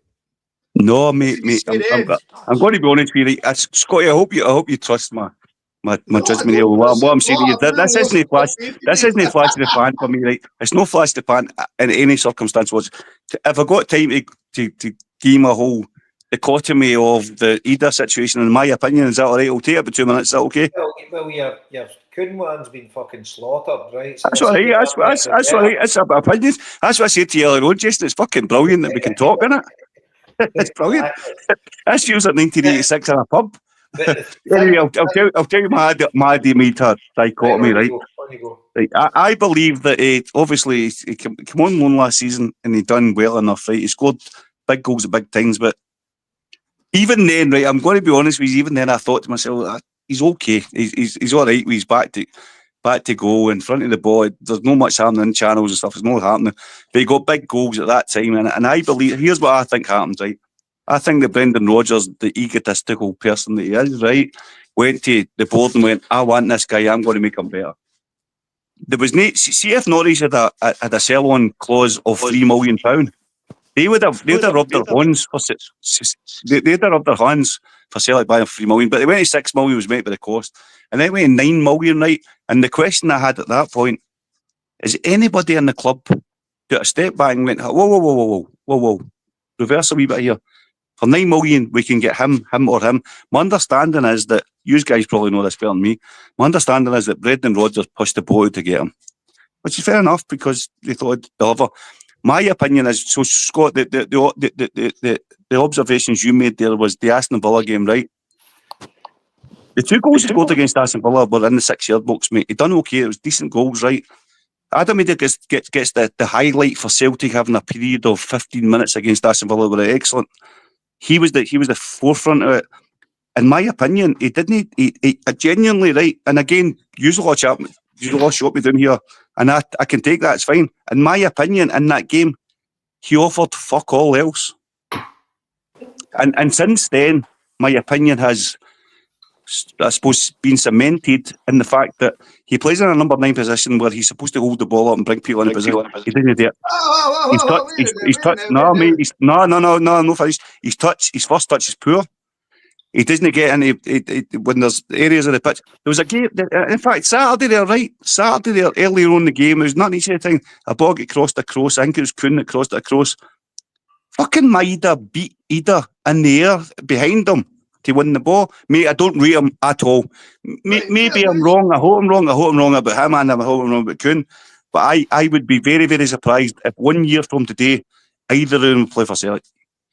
Right. Fair dues. It's good. It's good to get a counter opinion. I think you're fucking 100% right.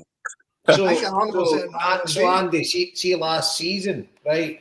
Yeah. And by the way, slagging a centre forward for scoring 2 goals in a 6-yard box is a bit of a stretch.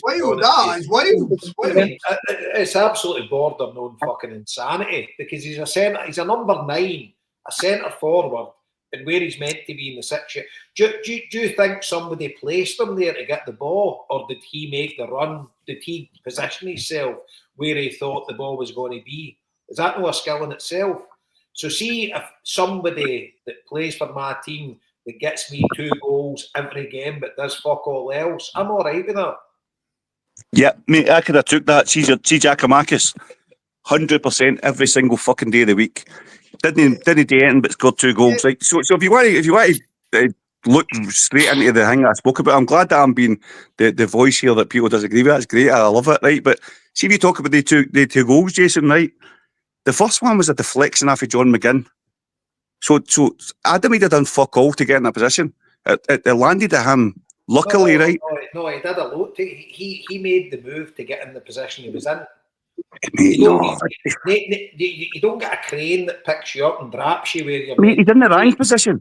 It was a deflection off John McGinn that fucking fell in his where he was. So he's not in the right position. And he's finished it.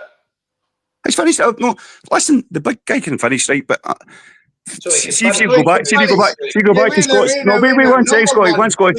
See if you go back to your argument about Nicolas Kuhn, right? Yeah. Who was it?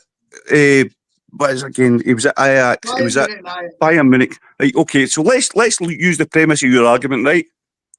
Right. No, no. My argument wasn't Bayern Munich and Ajax. My argument was we have seen this guy grow because he was very good. He was very good. Once he started getting football at Rapid Vienna, we've signed him. He's on an upward trajectory. We are seeing we are seeing the positives. Right. I agree. He had a decent sort of a background in football, eh? Yep. Yeah. So let's look at Adam Idah, right? He was fucking something like 5th choice striker for Norwich. He's not got any pedigree whatsoever. I believe that Brendan Rodgers went, I'll make him a player. He scored the goal. By the way, see, to be honest with you, Andy, right? See the pedigree he came to us. The pedigree for us was he helped win us the league and the cup last year. That's all that matters to me. See, he's a Celtic player. So, right, here's the thing. See, if Adam Idah did not get signed in loan last year, there's a right good chance we wouldn't have won the league or the Scottish Cup. 100%. I agree. Right. So, what fucking mere pedigree do you want? Surely somebody in the door is better than somebody that you've never seen. So Jason, would you rather keep? Oh, that's a question. No, would I kept? I don't think we'll replace Giacomakis, right? And we'll certainly not. We've not replaced Kyogo then. We've not replaced Kyogo, and it's a big factor that Kyogo leaves in January. That is a fact. We didn't replace him because we didn't sign a striker once we lost. Aye, but so Jason, right? Take all this into consideration. What you're saying is last year, would you have signed him? We're all emotional and they've done well last year. 100% of them signed him, right? But they signed him definitely as a second striker. No, his first choice. He was signed as a second striker. Absolutely right. But then January the first striker leaves. So the manager's got a choice to make right in January. Does he play Adam Idah as first striker? And if he's got all the belief in them, then he needs to, because Maedah's playing on the left-hand side and doing pretty well up until that point, right? So therefore, why is the manager not put Adam Idah in his number 9? But that's we discussed this before he came on, Andy, right? So obviously weren't we, right? Sorry. No, Maeda was outstanding up front, but me and Scott and Marrty had the discussion to say, do we think domestically Maeda's better out on the left with Idah up front? We didn't actually say Idah up front, but obviously that's the natural number 9 that's going to be up front. We've not got anybody else, or Johnny Kenny, who's right out the picture for whatever reason. I don't know. The boys know. I don't understand that either. Aye, that's one thing I would maybe sort of hold against Brendan. I think that boy's been, for whatever reason, I don't know, he sees him in training every day, but he's not gave the boy a chance, and his goal record in League of Ireland and Conference League, etc., was exceptional. But I think the way we are set up now, and I've got no doubt, I think Adam Idah will start number 9 tomorrow, and I think Maeda. I think we'll start with the same team as we played at Hampden. And we had a discussion last week. I'm kind of going off topic, but we had a discussion last week, Scott. You were off topic. We started on the semi-final. We're fucking. But the camera's lagging out. Fuck's sake, man. I know. So we actually had a discussion last week. Me, Marty, and Joe. with a discussion about what the team would be. So let's fucking totally flip it, right? And we said, let's leave Idah for the minute, right? But we actually spoke about, is Scales now the preferred choice with Carter Vickers, the centre back? Wow, Jason, you're like a fucking professional here, you cunt, man. So let's take, so let's open up to Andy boy first. I'm interested. Andy was a defender. Let's hear it. Aye, so me, Marrty and Joe, Marrty will agree. The three of us were in agreement that Liam Scales has won the jersey back, and he's now the preferred centre half. And Trusty's going to wait his chance because he was a bit fucking bomb scare material, and Scales has come in, and I think he's performed admirably since he's come back in. And to be honest with you, I think Scales is better than Trusty, but maybe you don't agree. But I don't know what you're saying, Andy. So we'll do the centre backs first, then we'll go into Taylor, whatever. But for that, we'll get to Idah at the end because obviously we'll work our way up the park. But what do you think, Andy? Scales, has he won the jersey back? If you're asking my opinion between Scales and Trusty, right, I'll try and do it quickly, but I'll give you a sort of overview of my thoughts on it, right? Which is unlikely. It's unlikely to happen. If I was playing against Real Madrid, Andy, have you got a beer in your hand? Aye, mate. You've got a beer in your hand. Good stuff. Because these shows usually go for about 4 or 5. So if I was a Celtic manager, right, and we're playing Real Madrid tomorrow, right, I would start Trusty every single day of the week, simply because he's got more pace to get in behind. If they go in behind us, he's got more pace. In terms of distribution, I think both of them are. See when Liam Scales plays the ball forward to a striker. Let's face it, next season we've got Champions League to talk about. We're talking about domestically, we're talking about Liam Scales deserves a jersey, yes. Yeah. Yes. And what's your reasons? My reasons are that he's developed a relationship with Carter Vickers over the last year, right? He never done much wrong. And it's not, my reasons, unfortunately, are not going to be a reinforcement of Liam Scales' ability. It's more about what he's Trusty's no much better than him. I would play Trusty in a game. See, in a game where there's going to be fast strikers against us, going to get behind us. I think I'd be more confident in Trusty because of his pace. I don't think either of them distribution to the wide men is poor. But what I did notice earlier on the season is Liam Scales' distribution when he plays a ball into the sort of a channel. He's a great distributor of the ball. So again, it goes back to that thing about how overcoached are we? And as Liam Scales getting told to do things, see if you watched his last game there, he had the ball and I think he tried to play it towards the left fullback area, maybe Taylor or maybe Maeda I'm not sure, but the ball went out of the park a couple of times, and the fans can get on people's backs for that. But I don't think that was Scales. Again, maybe I'm probably wrong, right? But I don't actually think that was Scales' choice of pass. I think we're over fucking drilled. So again, and answer your question, Scales or Trusty, either for me, I would go Scales at the moment. Yes. Nice one. However, Jason, I'm going to ask you a question, right? About the Adam Idah thing. I'm going to ask you a question. Use a question, right? I'm going to ask you a question, right? So you said that Adam Idah will start tomorrow as a sort of validation of the conversation we had earlier on, right? See, we're going to Ibrox next week and we need to beat them. We win the league. It's nip and tuck. Please be honest, right? Would you start Adam Idah? If we need to go to Ibrox to beat them, so if we lose, the more and the Huns win. No, I don't mean that, mate. I mean, if the points are equal, right? If we're in a mad situation where the Huns are equal with us in points, right? And we had to go to Ibrox next week and we had to win, would you start Idah? Be honest. I'd probably start Maeda up front. Yeah. But here's the thing, right? See, with Kuhn being right half form, yeah. The godsend is we've got Jamesy Forrest back, so we can play Jamesy Forrest and Jota.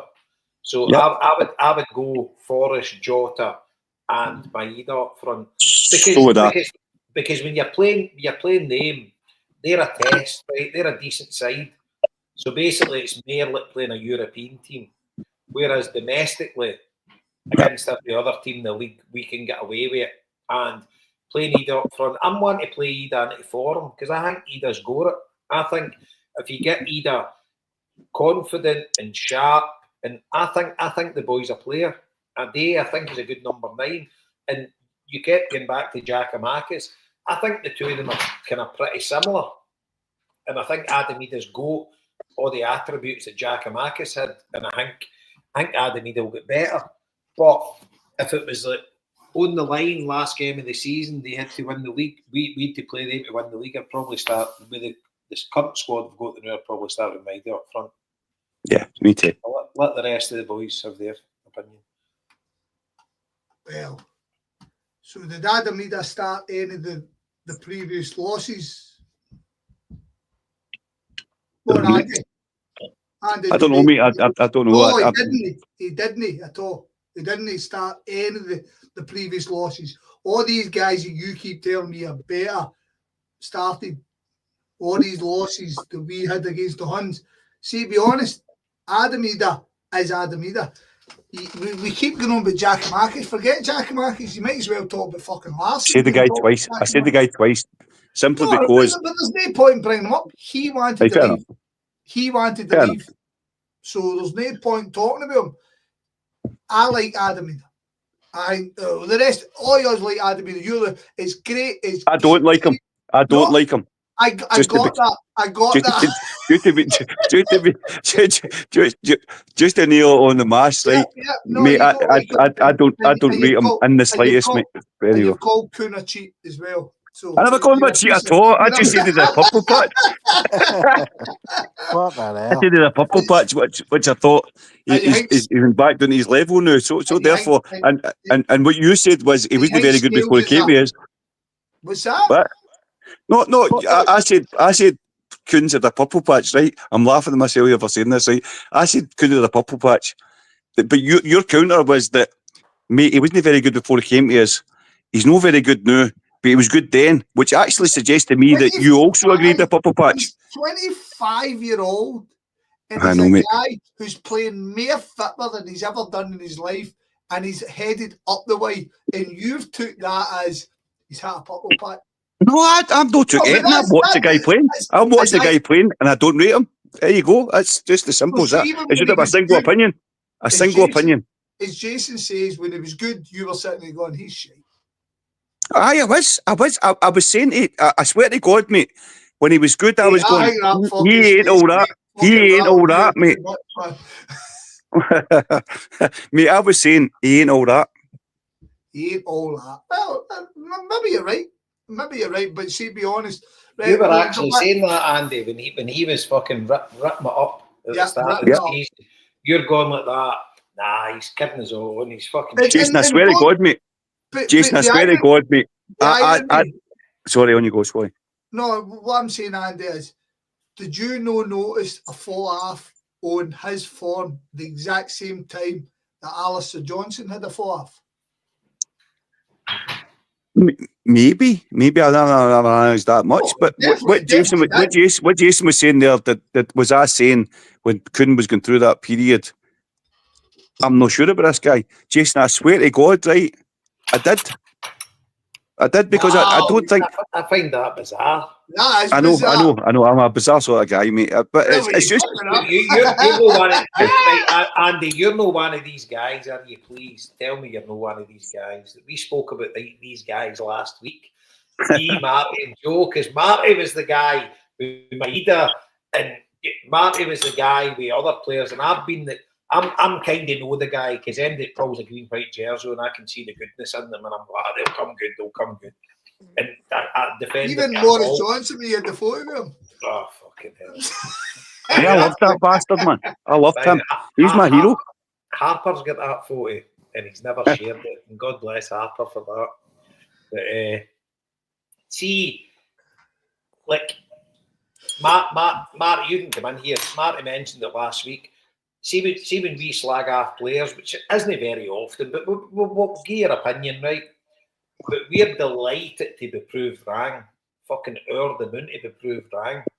You're the guy that's wanting to be shite so you can be... No, mate. No. No, not in the slightest, There man. you go, an allegation As I- against you. There You're you go. fucking Mate, as I making said the to you show. earlier on, mate, Jason, as I said to you earlier on, and this is true, right? I don't actually get the opportunity to talk about football to a lot of people, right? So therefore, see what I'm trying to articulate the new is, see what I said earlier on, I go to the game and I talk to the guys about the game.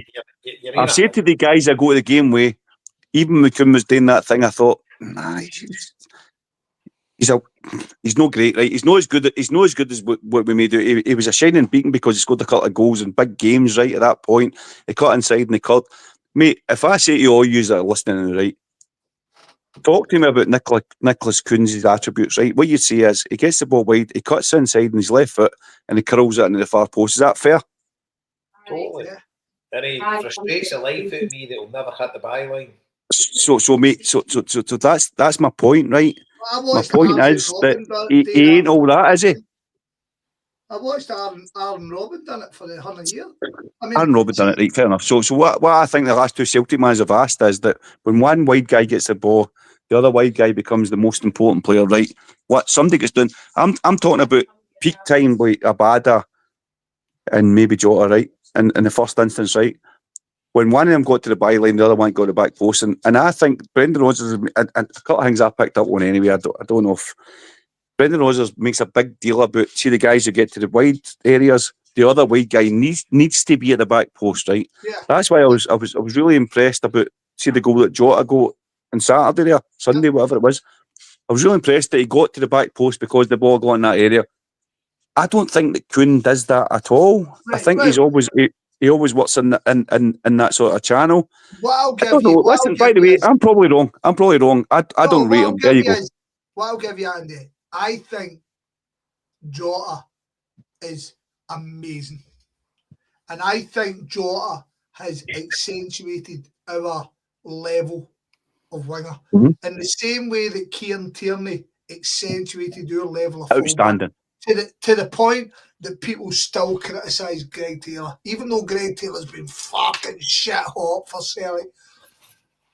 Because of KT, people always, and Jota, and I reckon Jota will, once he gets a pre-season, Jota's going to come back and blow the world away. And we've spoken with this in the past, Jaybo and Marrty, we'll end up selling Jota for fucking millions again. I know. Right? Jason, but by the way, Jason, I was on that Clyde phone, and as I said to you earlier on, right, that's the only people I can talk to about football, right? And I actually quoted you, Jason, because the last time I listened to the show, you were talking about Greg Taylor, right? And you said something to me that I thought, fucking hell, that's bang on, right? What you said was that Greg Taylor's unfortunate that he's the second best left back the Celtic have had in the last maybe 20 years. I think you mentioned Tom Boyd, right? And you went, well, he's maybe not that level. And you said Izagiri might be running about it. But Greg Taylor certainly is the second best left back. And what you said was that night, you said, I don't know if you remember, you might be drunk or whatever, but you said the best left back at that point was Kieran Tierney. But unfortunately for Greg Taylor is that Kieran Tierney's going to come back again. So Greg Taylor is seen, unfortunately, as, for me, Scotty, I would keep Greg Taylor 1,000,000%. I thought until maybe the St Johnstone game, I thought Sloop fucking looked like an athlete. I thought, my God, man, this guy's fucking super. But apparently, when he played in the Bayern Munich game, I thought, fucking hell, this guy's good. But you know what? Greg Taylor. Are you still there? I'm still here. Marty, me and you, we spoke to Brian a couple of weeks ago, and we were talking about this very thing. And I thought Brian was, by the way, he chats good, doesn't he?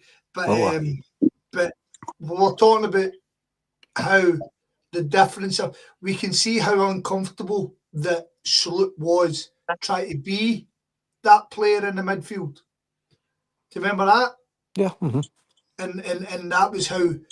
So Greg Taylor's come in, and he's kind of almost, he's went a wee bit fucking Anakin Skywalker. He brought the balance. He brought the balance to the team, I thought. But again, when we were talking about...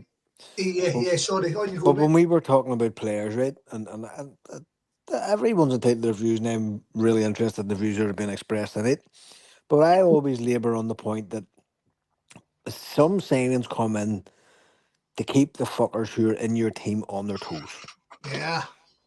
Right, so Yeah. we did speak about it with Brian, and I was saying that the natural reaction that Adam Idah would have had when Kyogo was saying was, right, here we go, straight swap, that's me in, and I'll now be playing. But then we're fucking saying Jota, which put us in the horns of a dilemma because Jota plays on the left.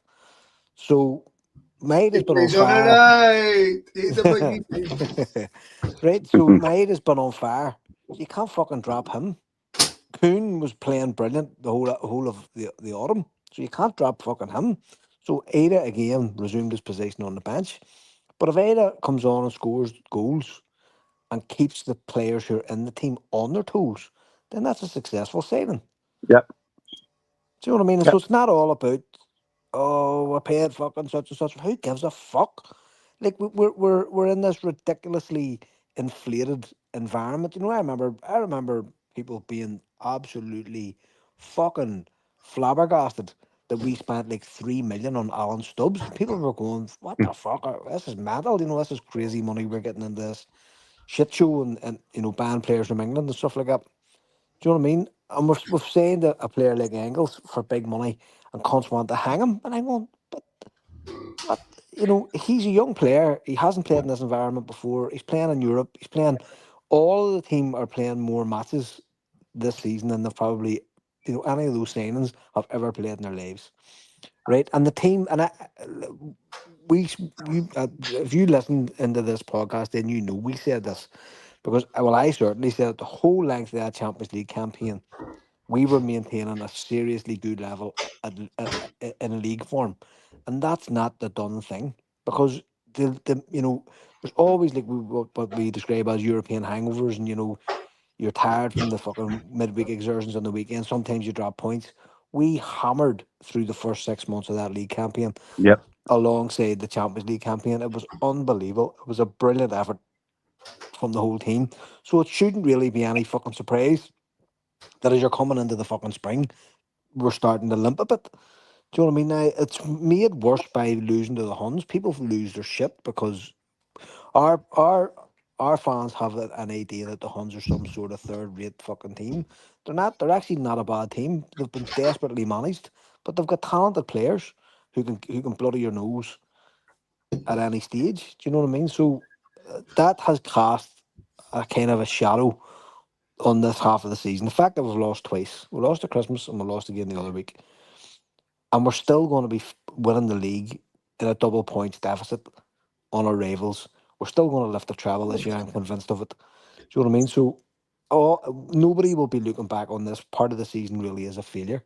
Everybody will be, eventually when we all stand back, we'll be going, "Do you know what? That was a brilliant effort. We actually have quite a small squad in terms of quality. We don't have that many Yeah. real Yeah. top-notch players. So if you have a player like Idah who's sitting on the top-notch player's back, keeping him and fucking, looking over his shoulder and coming on and contributing, like Adam Idah's in the double figures for this year, and he hasn't started that many games, so he has come on and he has made an impact on the season. It might not be the impact that you expected or anybody expected because we paid 9 million for him. I But that's think not I think it's not that's the not the issue. impact he expected either, Marty. But and this is it, and like Rogers is always very honest with the players, and he says you're not guaranteed your place. Simple as that. You're coming in and you're fighting for your place like everybody fucking else. And like I mean, I said it here a few weeks ago. If you get the reputation as an early raiser, you can sleep all day. So you've players like Hatate who've been out of form who've kept their place because they're regarded as skillful players, or they can pull out that wee bit of magic for you at some stage that might win you might win you a game or something, or put the cherry on top of a game or something, or look, whatever. And that's all part of football. That's all part of the whole program, the whole system of a team. And we need a squad. We need a better squad. And we've said this before. This is the first time in Celtic's history where we actually have the resources that we need to put a proper squad in place. Going back to the Lions and all, like even the Lisbon Lions, we were so lucky with a lot of the things that happened with those guys that just happened to bring that team together. And Rogers is all about planning and like you've been saying about like overtraining or whatever the case may be, and that may be true, but at least you can't fault them for doing it. You know, you can't fault them for having ambition. You can't fault them for wanting to put the best team possible out on the park. You can't fault them for wanting a proper fucking pitch to play on that doesn't, you know, no touching a sore spot here, but you know, it doesn't turn into a quagmire at the start of January. Do you know what I mean? It's stuff like that, you know, or the fans. You know, there's no, like, why shouldn't our fans have the best of everything? 100%, Marty. We started off this show talking about they're charging us fucking. It's the same as Jason, Andy. You'll experience this, especially you, Jason. Fuck me. But you get to Parkhead, and if you end up in one of the lounges, or if you end up in the sports bar, you're paying $6 for a Guinness. 6:30. Right, well, 6:30, right? So I'm 6:30. You're kind of going 6:30 for a Guinness. That's what. And some fucking tool will say to you, tune prices. And the first thing in my head is, I'm not in the fucking tune. I'm not paying the tune prices. You know what I mean? Cock knows. So Celtic are charging us EPL prices for tickets. They're charging us fucking tune prices for fucking a pint. They're charging us for everything. The price of jersey is fucking obscene, and we still buy them. So it's time. It's time that Celtic. Last summer, I sat with the Homebhoys, and I looked at them, and we're all sitting talking about this Champions League and what this Champions League new format could mean for us. This is before the draw, and I says Celtic need to grow up. They need to grow up, man. And see all you wankers who think spending 11 million and 9 million on players and no playing them is fucking wanker. Is wrong. You're all wankers. Because no, I'm serious, Marty. I'm serious. Because see, Fitba isn't fucking 11 guys on the pitch. It's fucking 18 guys. And see Adam Idah, if Adam Idah costs us 9 million and he's no ready the new, but he does me well in 2 years' time, then that's a great fucking business deal. We need to fucking grow. God bless Brendan Rodgers for getting stuff at the gang. Sorry, when you go. No, Marty, I completely and 100% agree with what you said there. It's about guys getting competition for places, right? And I'm sorry if I overly concerted that I'm not a fan of Adam Idah. It's not to do with his price tag. No, fan. It's no. It's not about his price tag. It's the way he plays, right?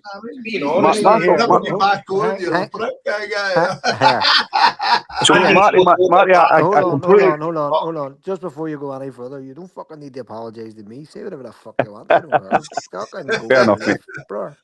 So I've got to tell my thought on what you said there, right, was that you get people on the sidelines who are getting competition, right?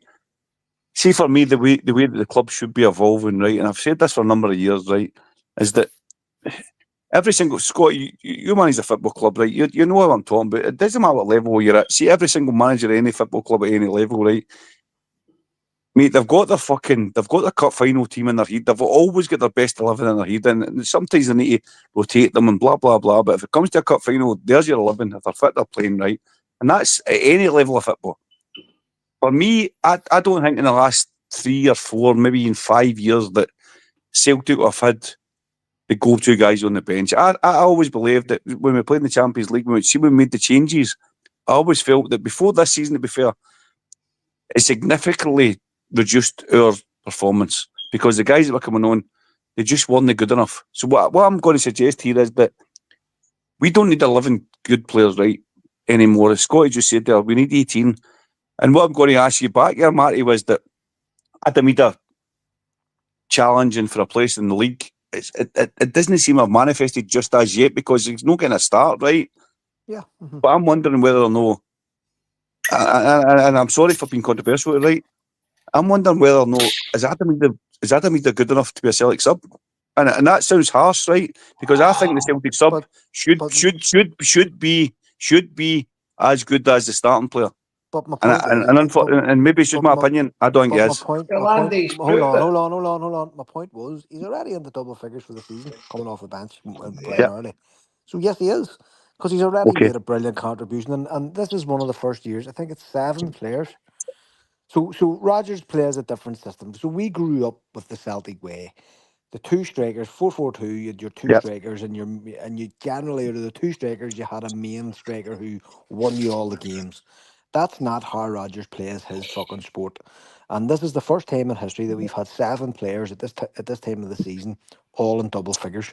And it's I think it's 10, mate. I think it's 10. Well, there you go. Right, multiple players are in double figures for the season, which is a far fucking healthier system of football, because if one of your fucking key players is out, you're fucked if you play it the old way. You know, if your key, like when Larsson broke his fucking leg, you know, we still had Viduka and it fucked the whole season. Do you know what I mean? And you're like, you had Viduka.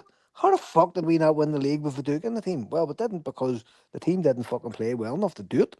Simple as that. And an over reliance on one player is sometimes amazing, and they're wonderful. See, going back to that, Marty, I don't know if this is true, right? I'm just going to interject with you there, right? Just a wee thing, right? See, going back to that, I don't know if this is true, but this is just in my mind. See, that one way you think you know something, but you don't actually know. You just say it a number of times and don't know if it's true. See, you go back to John Barnes' team then, right? See when Larsson got injured, the whole thing fucking fucked up, right? So I at the point where you go, oh, John Barnes is terrible, blah, blah, blah, I sometimes take myself back and I wonder whether or not he set up a team that was so reliant on a certain system, right? That when one of the key fucking elements of that system drops out, the whole team sort of falls, right? Because then I take myself forward to Brendan Rodgers' team, right? That's my point. Rodgers has what you would say, like, he has insulated us from that. You know, if one player goes down, there's other players there who can all weigh in. Like, we've just been waxing lyrical at the start of the show about Callum McGregor and the amount of goals he weighs. And with your midfield's getting involved, your strikers are scoring. He plays 3 up front, so you've got 3 chances in any game of one guy getting a goal, because they're all kind of. And you can argue. I have no problem with you arguing the merits of Kuhn or fucking Johnson or anybody or Jota. You know what I mean? But broadly this season, like, our goal tally's through the roof. Our goal difference is fucking ridiculous. I don't remember a goal difference ever being as high ever, right? But to go back just on that kind of like key guy, the good comparison with Idah, believe it or not, is Chris Sutton. Because Chris Sutton never scored us dozens and dozens of fucking goals a season. But fuck me, everybody who looks back will go, what a fucking player. He played in a different type of a system. He was my favourite. Even when he was playing, do you know, I always say this. Very similar to Idah, good with his feet, tall guy, but we played a different system then, whereby Larsson was your pivot, but Sutton was there to feed him, take the bumps for him, you know, take the hits from defenders and let Larsson play. We don't play that way anymore. I disagree, Marty. I disagree. Well, fair enough. No, I think Chris Sutton was a top quality player. He was. That's my point. Hold on. He was a mile away from that. But that's not my point. Of course he was. Chris Sutton was unfucking real. Idah could play that role if he'd a Kyogo next to him, the 2 of them playing up front. But hold on. Right, okay. But hold on, right? I haven't spoken so much tonight. I'm letting you guys blather on. But on this, I think I'm onto something, because Sutton was shunted out of the fucking forward line all the time. He was playing in midfield against Blackburn. He was put into a fucking in the defence against the Huns and Ibrox. And he was head and shoulders above John Hartson as a player, as far as I'm concerned, right? But nobody ever looks back and goes, no, it's Chris Sutton, fucking blah, blah, blah. Everybody kind of looks back and goes, an absolute legend. But he did not have a hyperactive scoring record. He did other things. He was good, you know, brilliant on the ball. Brilliant. The match, defence, midfield and attack. Yeah. So hence why I disagree with you. Because as it sits now, Adam Idah is not doing that job. Adam Idah, Andy brought up, because Adam Idah's size, people are expecting him to lead the line. This big boy has never led the line in terms of being that solo striker at any point in his career. Right? So people need to get that fucking out of their heads. Andy's already says, Jason's already says, when has Adam Idah done the best for us? when he's finishing the ball. He's a finisher, right? So we've signed this boy £9 million. Andy reckons he's rotten. The rest of us reckon he's decent. Doesn't matter.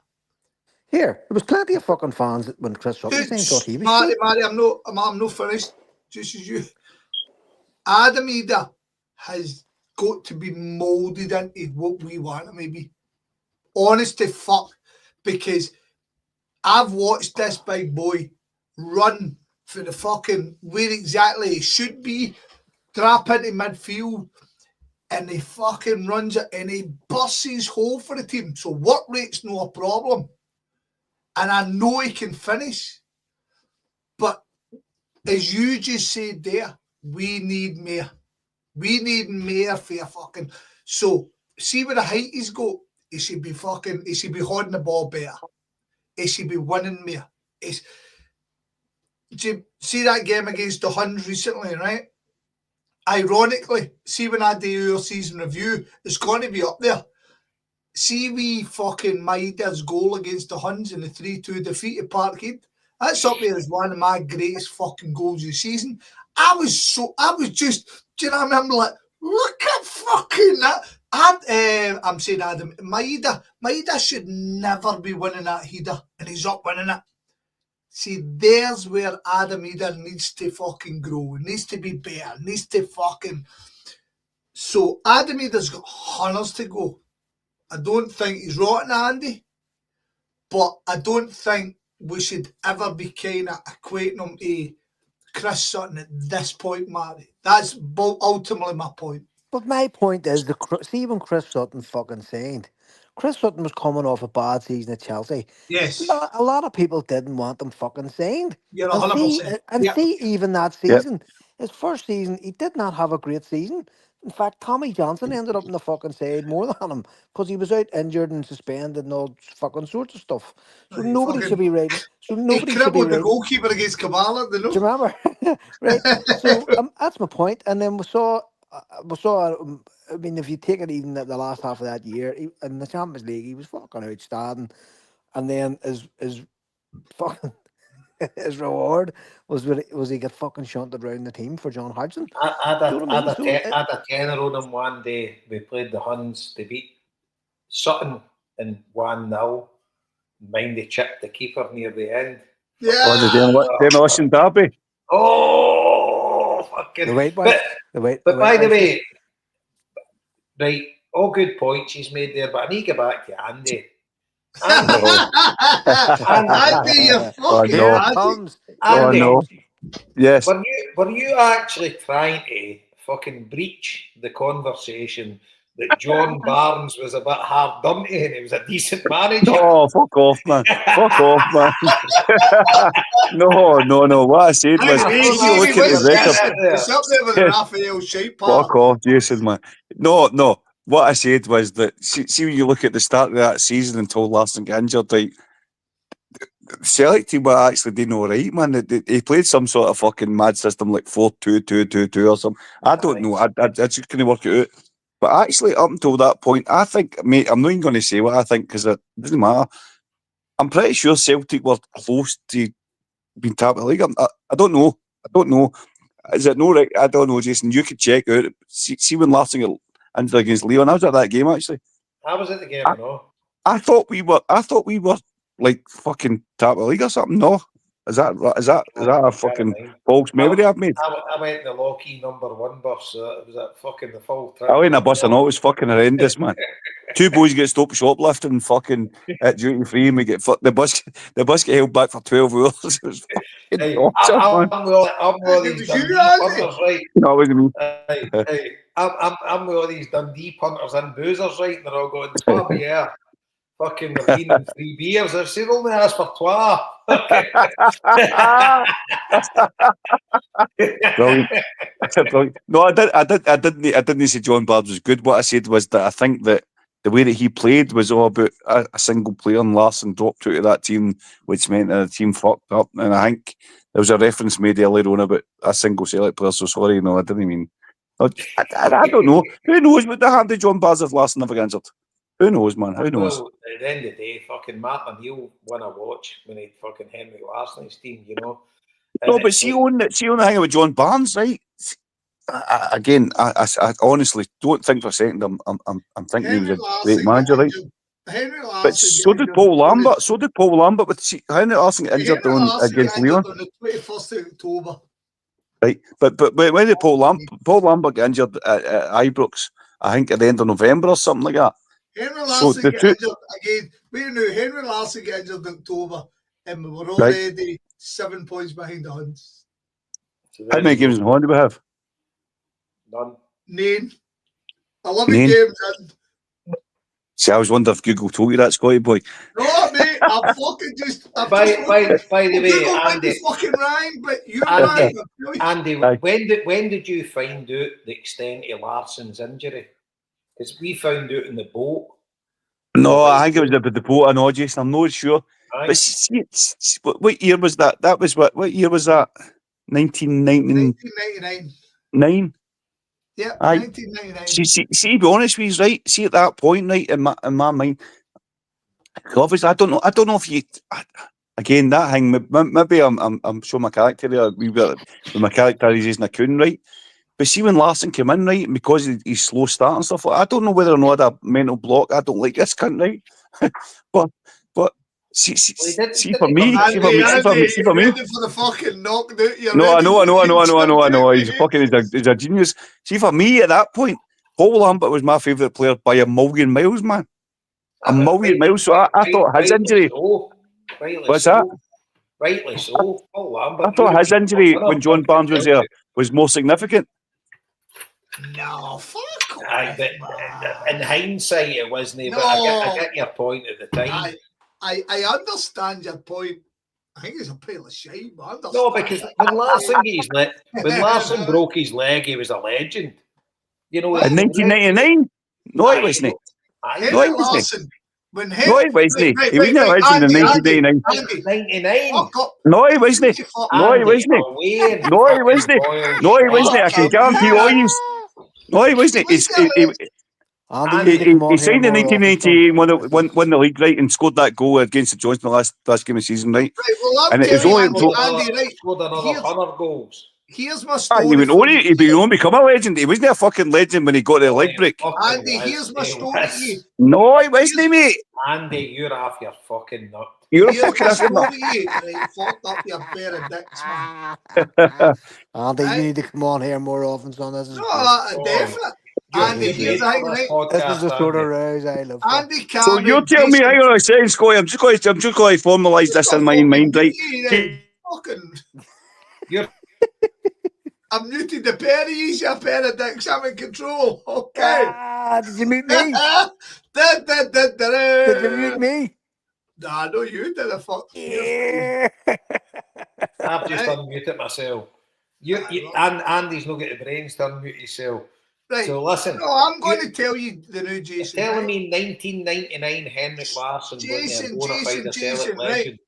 Right. The two you guys, Andy Cameron, Jason Higgins, were coming home, or you were at the game and the two yous were coming home, right? And I'm going to challenge the rest of the people who are listening, the people who are commenting. We were all watching on the telly and we all saw the King's leg fucking hanging in two, held by a fucking soak. And not one is. Martin Kearney, Jerry Kearney, myself, Marty, you know all three is, and we all fucking talk like fuck. None of you said a word for the rest of the game. Just sat. We were fucking devastated. And to say that the King wasn't fucking where he was at that point, I'm going to unmute him because he fucking doesn't know how to do it. Said right. Jason, let me put context on myself. No, you know, let me put context on it. So Henrik Larsson signed for Celtic at the start in 97-98 season, right? He scored he obviously played that season. He scored the winner in the league championship game against St Johnstone that season, right? So that was one season he played, right? That leg break was 3 months later. There's no chance any of you can say to me that Henrik Larsson is a legend in October 1999. Don't talk fucking nonsense, man. Andy, stop. I am telling you for a fact, I've just said it to the boys the other now. When Henrik Larsson broke his leg against Leon, the room went silent. Because it was such a bad injury. No. No. Because it was him. Fuck up, Andy, right? I know you're saying he wasn't the legend that he is right now, but my God. He'd been there for fucking 14 months. Yes! And he was unbelievable. Magic. And he was No. He's peace. He's not peace. He wasn't a legend. At that point, Henrik Larsson was the legend at Celtic. No chance, man. Andy, you're missing a year. Am I? You're missing because he won Players Player of the fucking year the year before. And the year before that was when we stopped at 10. He was there for over 2 years before that. So 98 was when he stopped at 10, right? Correct. He joined in 97. Henrik Larsson signed for Celtic 97. Joe Venglos. Joe Venglos the next season, wasn't he? You've lost a year. So, Andy, do you want to dip off? Do you want to just dip off a new? Just want to? Nah, fuck it, man. So as I was saying, Henrik Larsson, that fucking legend, his leg broke. See that night. So, listen to me. Henrik Larsson signed for Celtic. Henrik Larsson signed for Celtic. His first season he played 46 games. He scored 19 goals. And his second season, Not impressive. Fuck up. In his second season, he played 48 games. He scored 38 fucking goals. Right? So was around 57 for 100. Before he broke his leg, he'd played 12 games and scored 10 goals. Mate, I thought the leg break was the second season. I thought the leg break was the second season. So if you take it in that context, I was right, wasn't I? Nae harm to you, right? That's fucked up. Your whole appearance. I made a cunt whole appearance on this pod's fucked. I made a cunt. So everything I said before. Andy, this is how fucking bad it was, right? Because Larsson won Player of the fucking Players Player of the fucking year in the year we didn't win the league, and Celtic brought out a fucking video. Larsson, the Players Player. That's how bad it was. Just for clarity, he was a fucking legend, wasn't he? He was a legend at that point. So I'm sorry, I take it back. I'm sorry. No, do you know what? Sometimes you get it wrong, don't you? Andy, I've been in your position about 45 times. Honestly, it's been a long. What about Henrik Larsson? He was alright, wasn't he?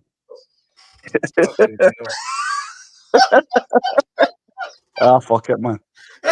I genuinely thought I was his second season he got leg break.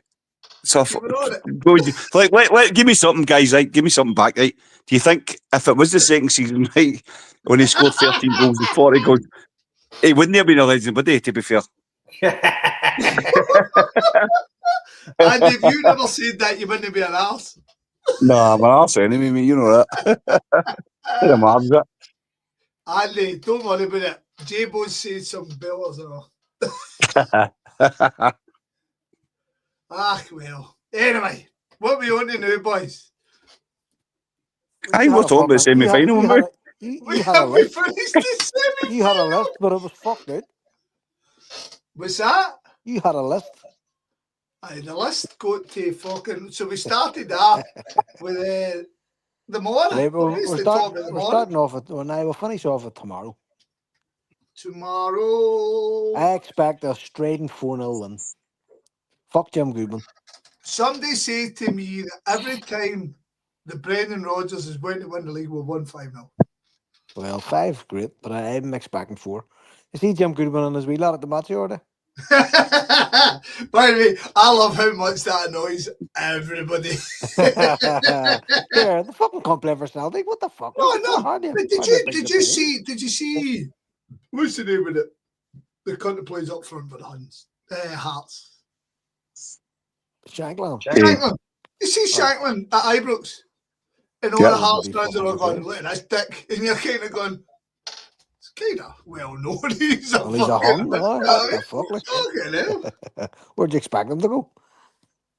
By the way, next week we're going to have Jim Hard on the show. Right. Just let you know. Scotty, for me, the more, it's a wee bit poignant for me, the more. I don't remember. I think we won the league at Tannadice.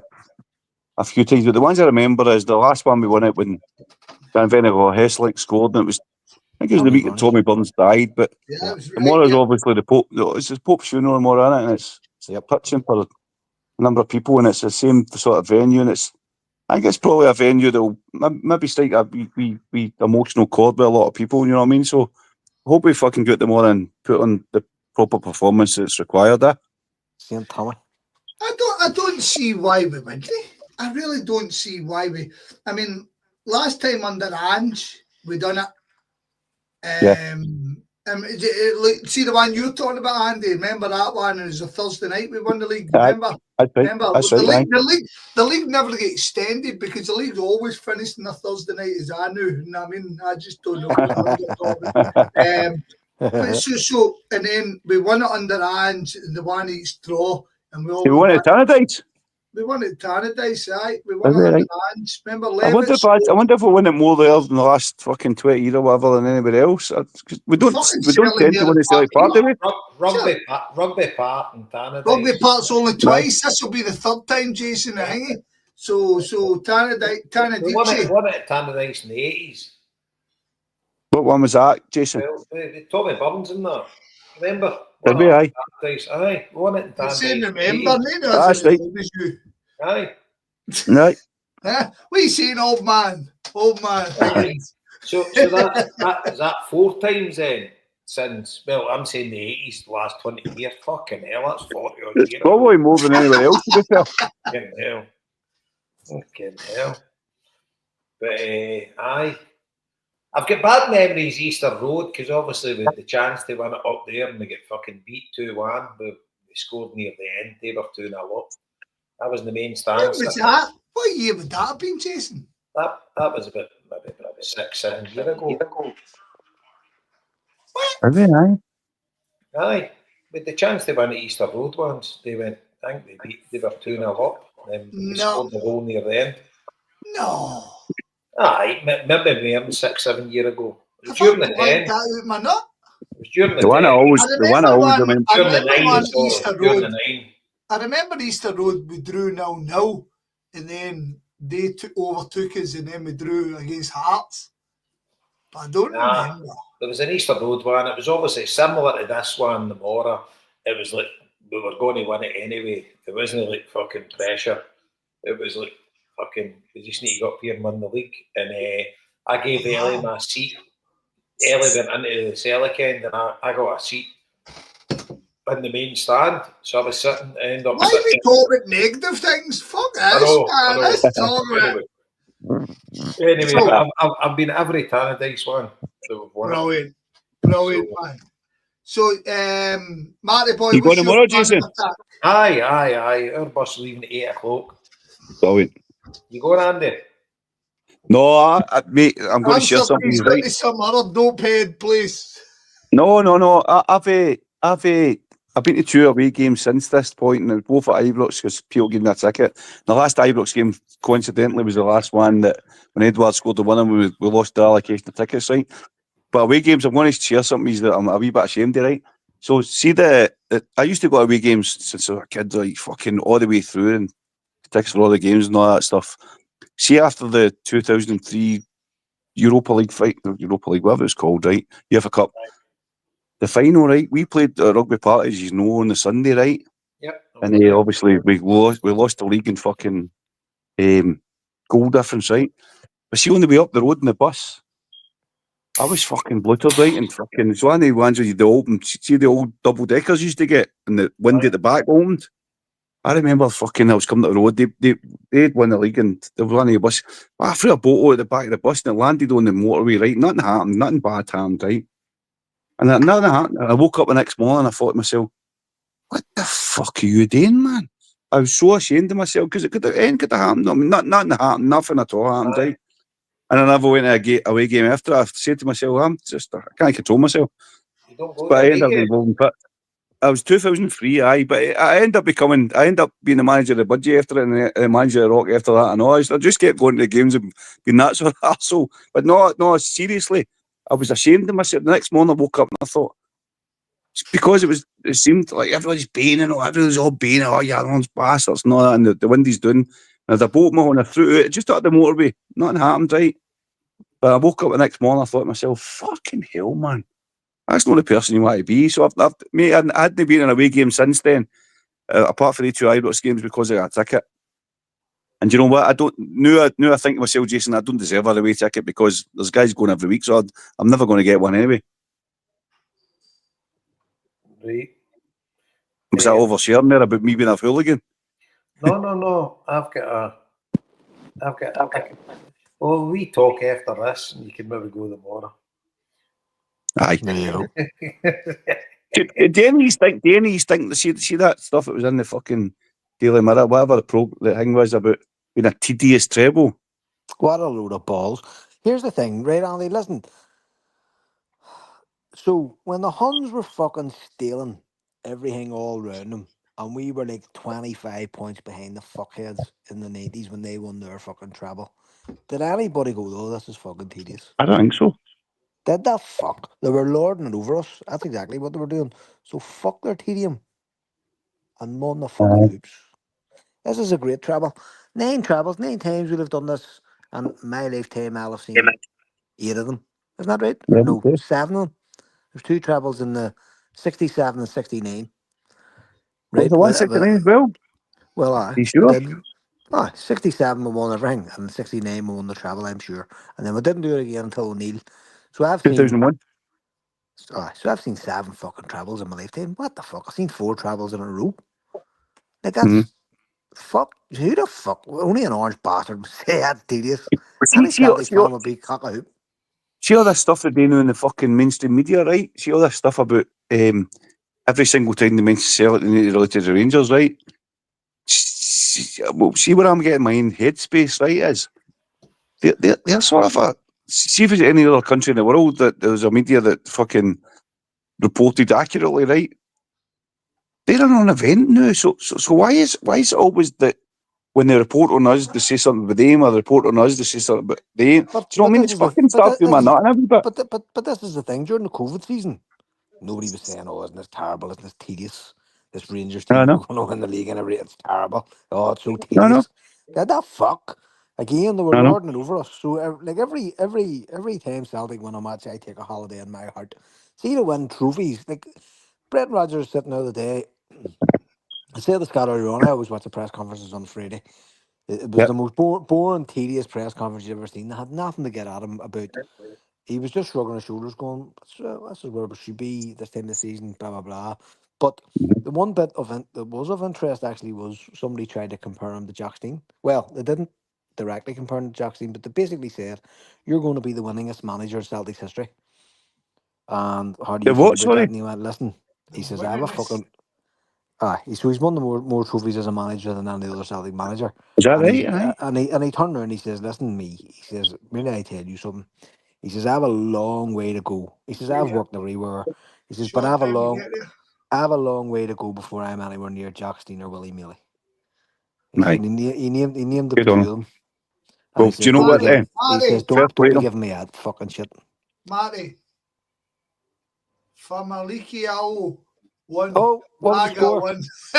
I won each. Fuck me. We should have been talk about tedious matches. I won each draw. Fuck hell. The chat, the Andy, homeboys right? chat, the homeboys chat must be alive with fucking with Must activity. be alive with Famalikio chat. Andy, right? Yes. Fucking. So there's some guy for a university chatting to me on Tuesday, Right. and he wants to talk about Celtic and their dominance in football, right? And in my opinion, total dominance for one entity of anything is wrong. I agree. Yep. Totally wrong. It nullifies so many healthy debate. It nullifies healthy fucking. It ends up building fucking enemies, and it's no good. However, it's my team, and my team have done it in a healthy, prospective way. We've never stole for anybody. I mean, like there's a mad thing now. People, all these other clubs are telling us, well, you stole for us. See, to be honest, we all had a vote in 1980. We used to split all the fucking stuff, and you cunts voted, and that's what made Aberdeen and Dundee United so wealthy in the 80s. And What sort of split was that? What was the split, Scotty? So basically, before the 80s, everybody split the. Jason, where are you? Remember we spoke with you still there? Remember we spoke with us? So what was it? Before the 80s, we used to split the, what they called, the turnstiles. What's that? Aye. So basically, the gate. There's it.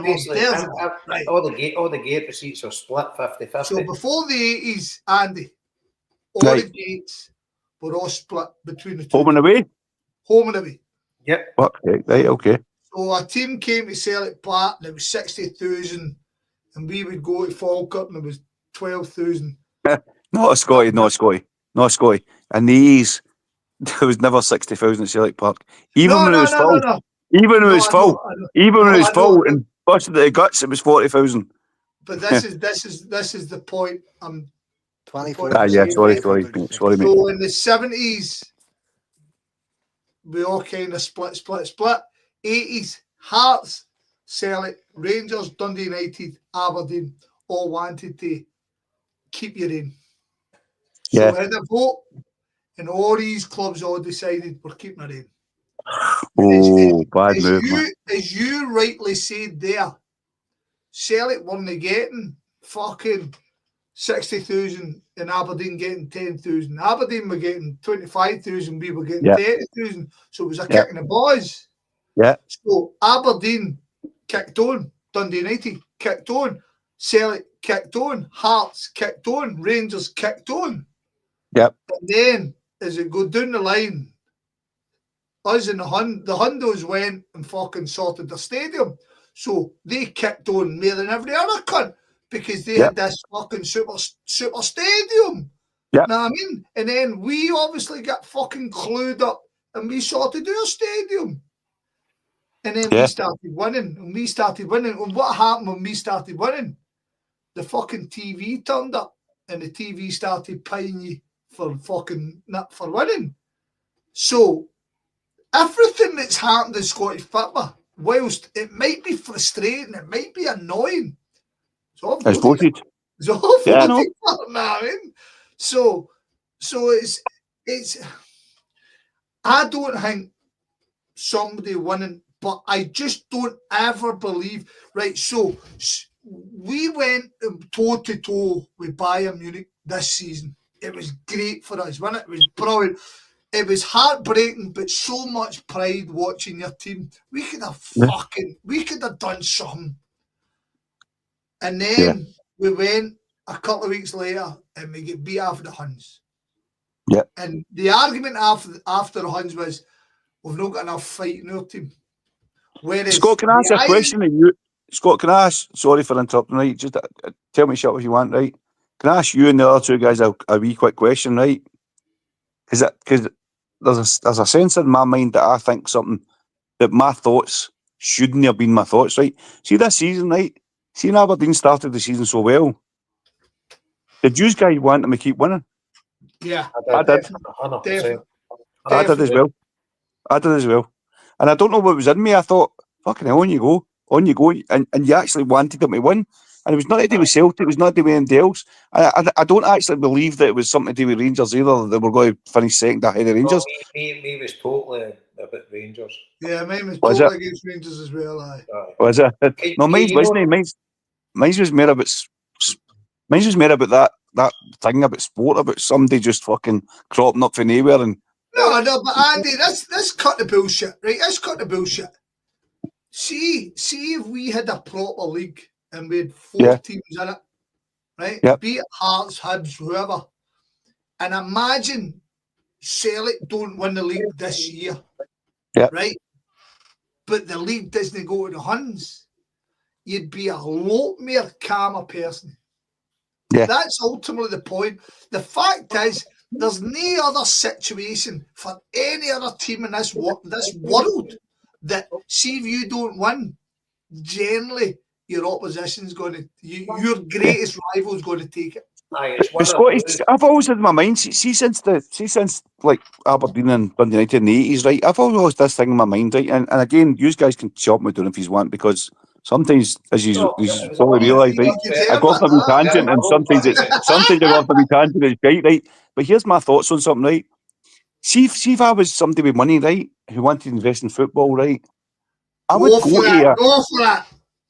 go to a Dundee United or a Hearts or a Hibs or an Aberdeen, right?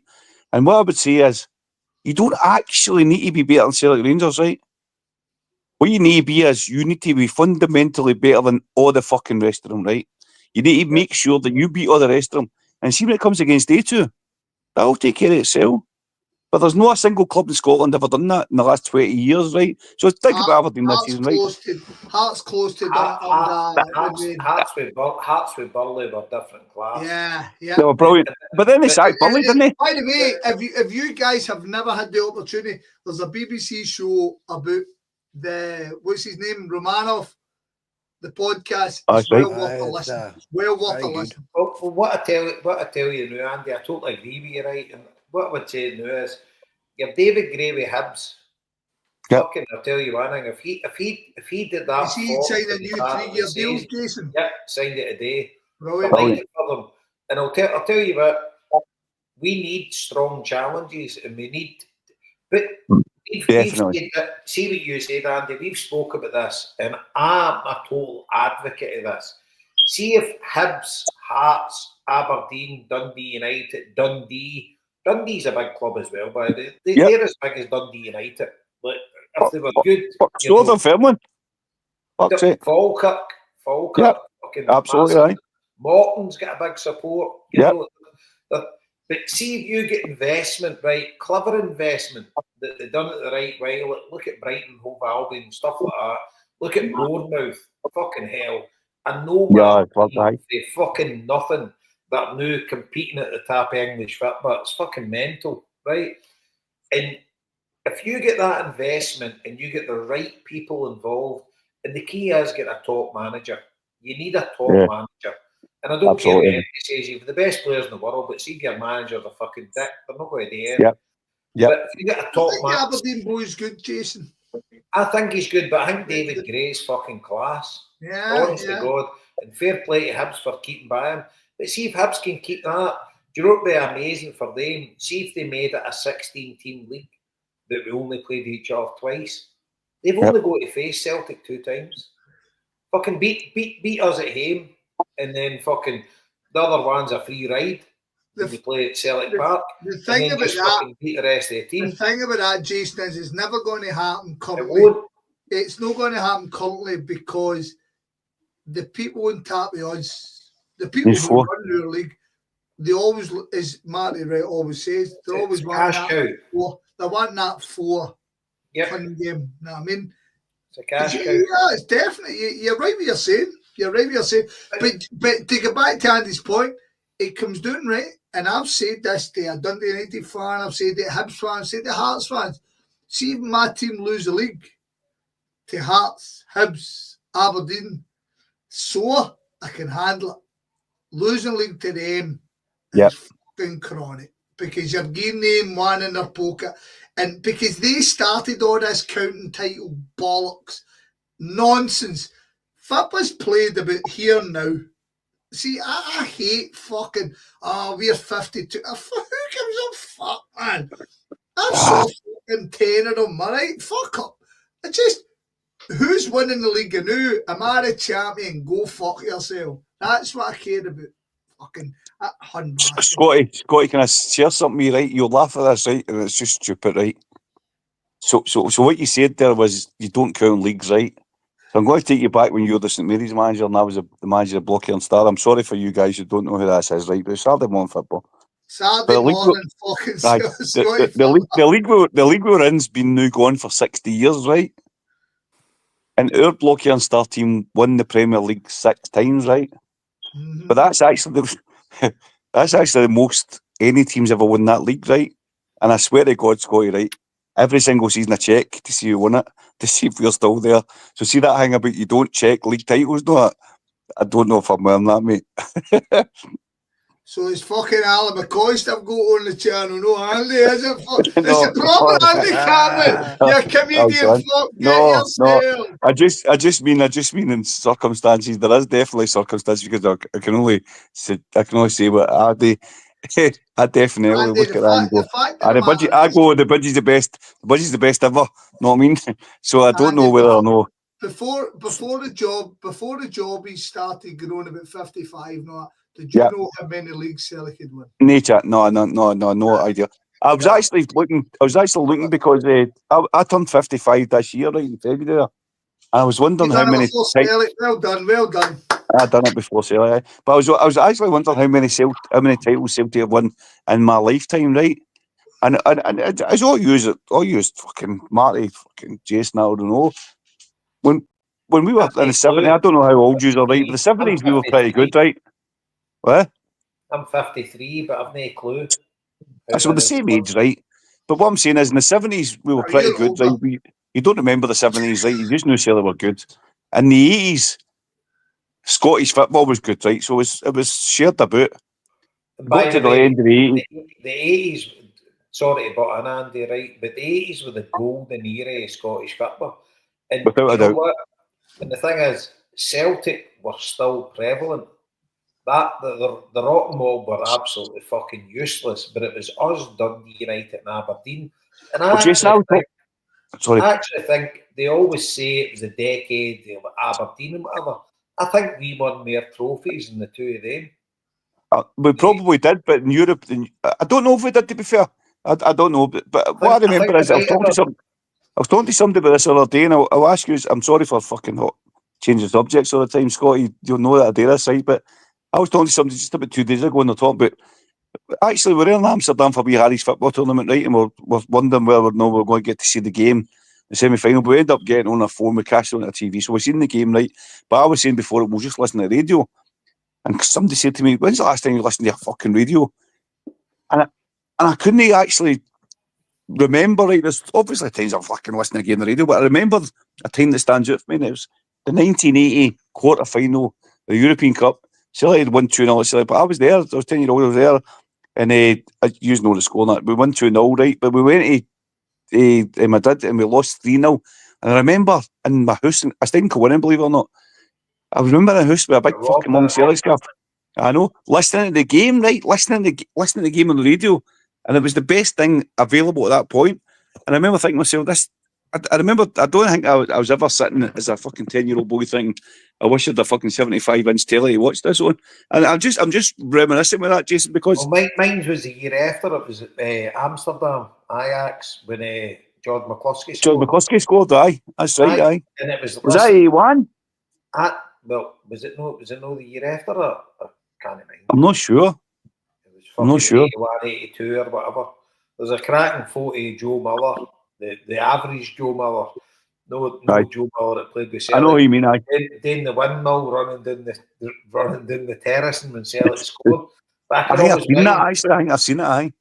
I can always mind in the house and with the old like big hi-fi thing with all the record player in the top with the tape deck below it, and I'd plug earphones in, I'm lying on the couch just listening to it and I'm fucking panicking, but I don't think we're going to get in, and then it's McCluskey scored a fucking diving about the living room. Fucking unbelievable. You mind that listening to games on the radio? See, you say McCluskey scored. I don't know if my memory's fucking picking me here, right?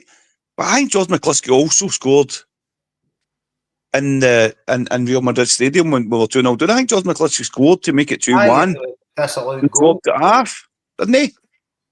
Aye. Well, see, I'm going to share something that I'm a wee bit ashamed to know is because, see, at that time when I was 10-year-old, I would never have it now, obviously, because of the political stuff, right? But I had a Real Madrid plaque, see one of the pendants on my wall in my room, and it was like fucking what? Listen. You've started now. Hey. See, I've no time for Real Madrid, right? Right. See, my daughter went to Madrid. Don't talk shite, man. You fucking lived them up for the last, I don't know how long. No. But I'll tell you one thing, right? My daughter went to Madrid University, and I met loads of people in Madrid. I was there loads of times in Madrid, right? and their families all fought for the international brigades. And they fucking hate Barcelona because they say they shat themselves. And they say they defended Madrid for the fascists for 3 years. Atletico Madrid are fascist cunts. But see, Real Madrid, I've got a lot of time for them now. My mates in Bilbao don't like that, but I've told them. But I'll tell you one thing, it's no the worst thing. I'm still not a fan, but... To be fair, I was only 10-year-old, right? But see, the thing about it, the funny thing about it is, just not to be fair, right? My boy, we Harry, he loves football and stuff like that, and he gets all sorts of football tips. And he wears the Real Madrid strip, and sometimes we're watching on the... And I think, I don't know, obviously there's that whole political thing that I just... Anybody like us just wouldn't agree with, right? But sometimes when I watch them, I don't know whether or not I'm swayed by that fucking thing when I was a kid, you know what I mean? By the way, I know. I've seen Celtic play in the Bernabeu, and I've seen Celtic play in... No, Vicente Calderon didn't go to the game, we played them there, but I've seen them play in the new Atletico Madrid stadium. Fucking Real, in Madrid, obviously in Madrid, I take Real Vallecano. They're the fucking team. Yep. They're fucking class. I went to see... Are they done? Relegated. Oh, fucking disaster. But I'll tell you, I went to see them. I went to see Athletic Club play them in Madrid. Fucking class. They're a class act, man. Their fans are fucking brilliant. But Real Madrid and Atletico Madrid, I would take Real Madrid every day of the week. Every fucking day of the week. And do you know what? See, when Real Madrid play Barcelona, I want Real Madrid to win. But it's funny. I think I've got sort of a I don't know, underlying. I think it's because when Real Madrid are playing Real Madrid are playing a Champions League final, and it's not against a team that I don't bother about. I sort of want them to win an all. I don't know if it takes me back to 1980s. I think it was, see the pain in the head. I can remember some of the players. It was like Sanchez, right? Was a player. Was a guy called Laurie Cunningham had played, didn't he? Laurie Cunningham played. Was it Hugo Sanchez you're talking Hugo about? Sanchez, that was him, it's right. Do you know Hugo Sanchez scored, was it something like 20 or 30 goals for Real Madrid that season, and every one of them was one touch? Let's take us back to Giacomakis. Andy loves Giacomakis, so that's how he By the way, we're getting near the end here, but Scott, I thought you'd let me indulge me a wee bit of Everton here before we go. that would be great, mate. Aye. So, what's that? No, my missus saying I need to turn the volume down, sorry. All right, no, it's cool. So basically, everything was I've got a massive affinity for Everton FC, and so there's 2 games left at Goodison Park. 2 fucking games. Sorry, Jason. Let's stop. 2 seconds. Andy, would you have a preference for any English team? I don't know, mate. I think, I know this is going to sound daft, right? Over the years, it's probably changed. I think Liverpool's probably the one I would go to. I don't know why, but I supported Man United for a while. I know. I don't think so. I don't think so. I like sort of like Man City. Sort of like Man United. So no. The answer's no. The answer's no. The answer's no. I don't have no. Right. Okay. Right, Jaybo, you're on. You're actually a fucking bona fide Liverpool fan. I like Liverpool. They're Man United and it's Man City. And I'm actually too sure now. Fucking proper Liverpool fan. You. Aye, go on the Reds, man. Fucking absolute fucking gonks. But anyway,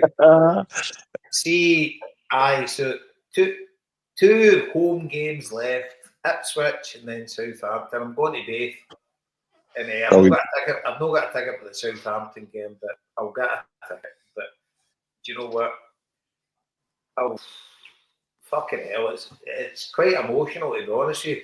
I went to my first ever game when I was 16.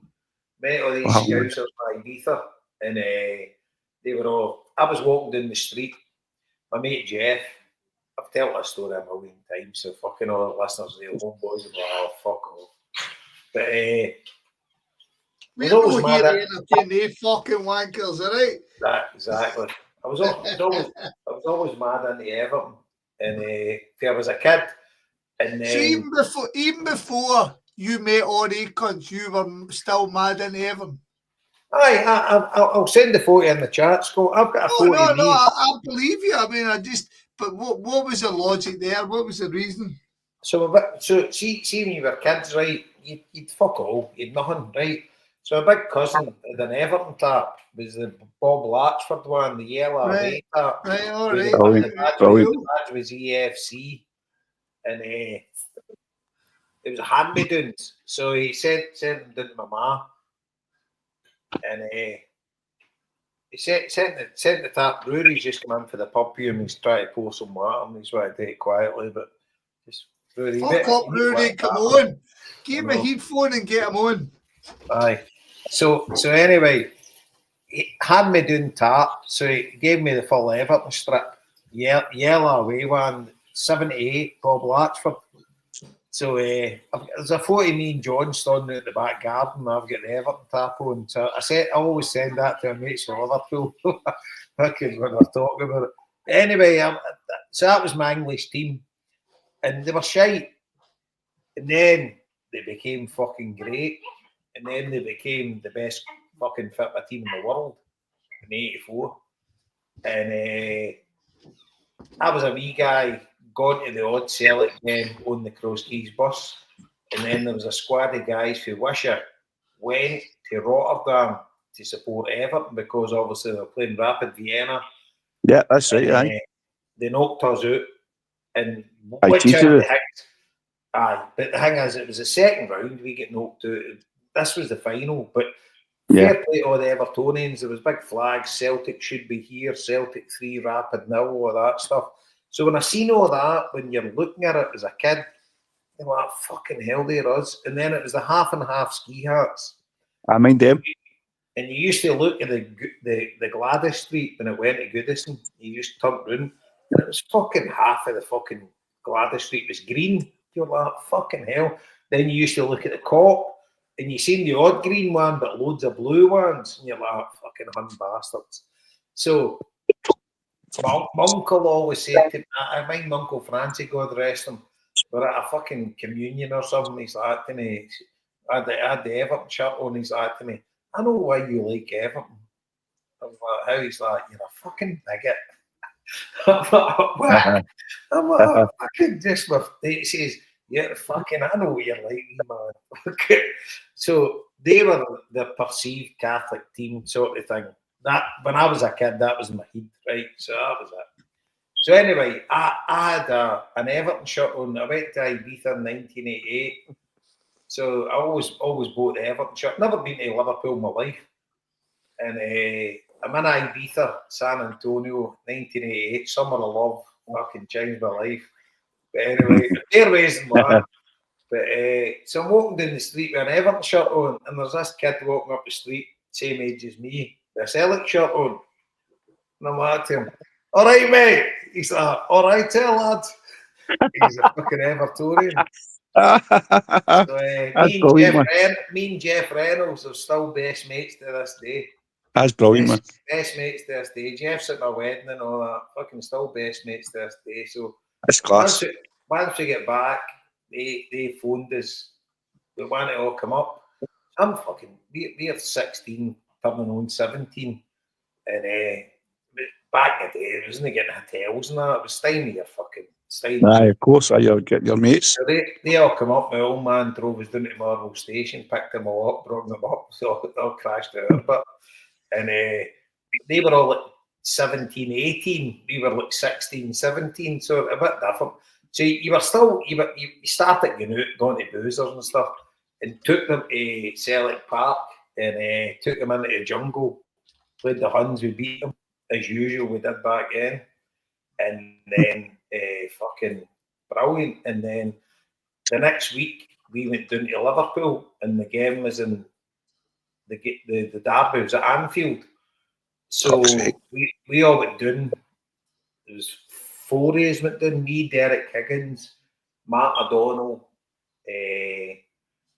can't remember who else. It was 4 days went down. Maybe it was just the 3s. So we've done, sorry if MD's listening to this, one of my mates for the old time that I can't remember, but so it was me, definitely me and Derek Martin. And we've done, and the boys have picked us up. The game was I think the game was a Sunday, or was it a Saturday? I think the game was a Sunday, for some reason it was a Saturday anyway. So I arrives at Lime Street, first time I've ever been in Liverpool in my life. They've went and got us, we've got our bags like that. Mum will go to some boozers. So we're only like 17, 16. And I was still 16. And into the boozers, get bevied and whatever. Then moved back to Kirby, they all lived in Kirby. So then the next day we've all went to the boozer, the railway in Kirby.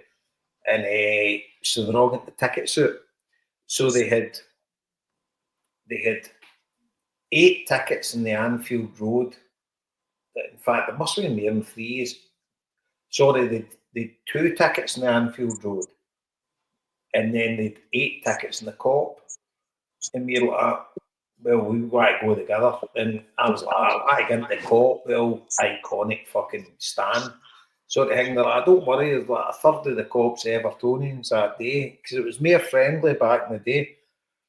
So we says, right, we'll take the Cop tickets. So the other ones took the Annie Road tickets, where the official Everton end is. So we got to train up at the stadium. And I minded to drop our bags off. I think it definitely was a Sunday, and then the Saturday. So we had to drop our bags off. One of them with an auntie lived right next to Anfield in the house. So we had to drop our bags at her house, and then we went to the game. So we goes in, just before kick-off in the Cop. We've made our way into the Cop. So I've got a Celtic sun hat on.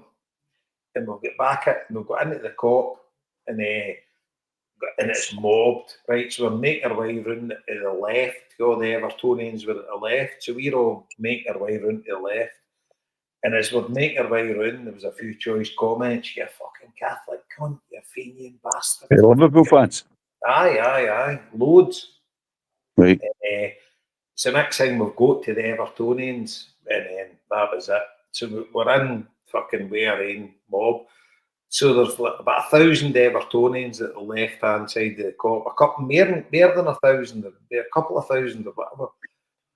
So we're there, and then I always remember Ray Houghton scored for Liverpool, put them 1-0 up. And then Everton, for whatever reason, got a penalty. They never got a penalty at Anfield. They hardly ever got a penalty. And Wayne Clark scored the penalty, and we fucking erupted. So I've got a tricolour, and we've jumped up my barrier with a tricolour and that, and see the coins coming out of this. Yeah, Catholic cunt, yeah, Catholic cunt.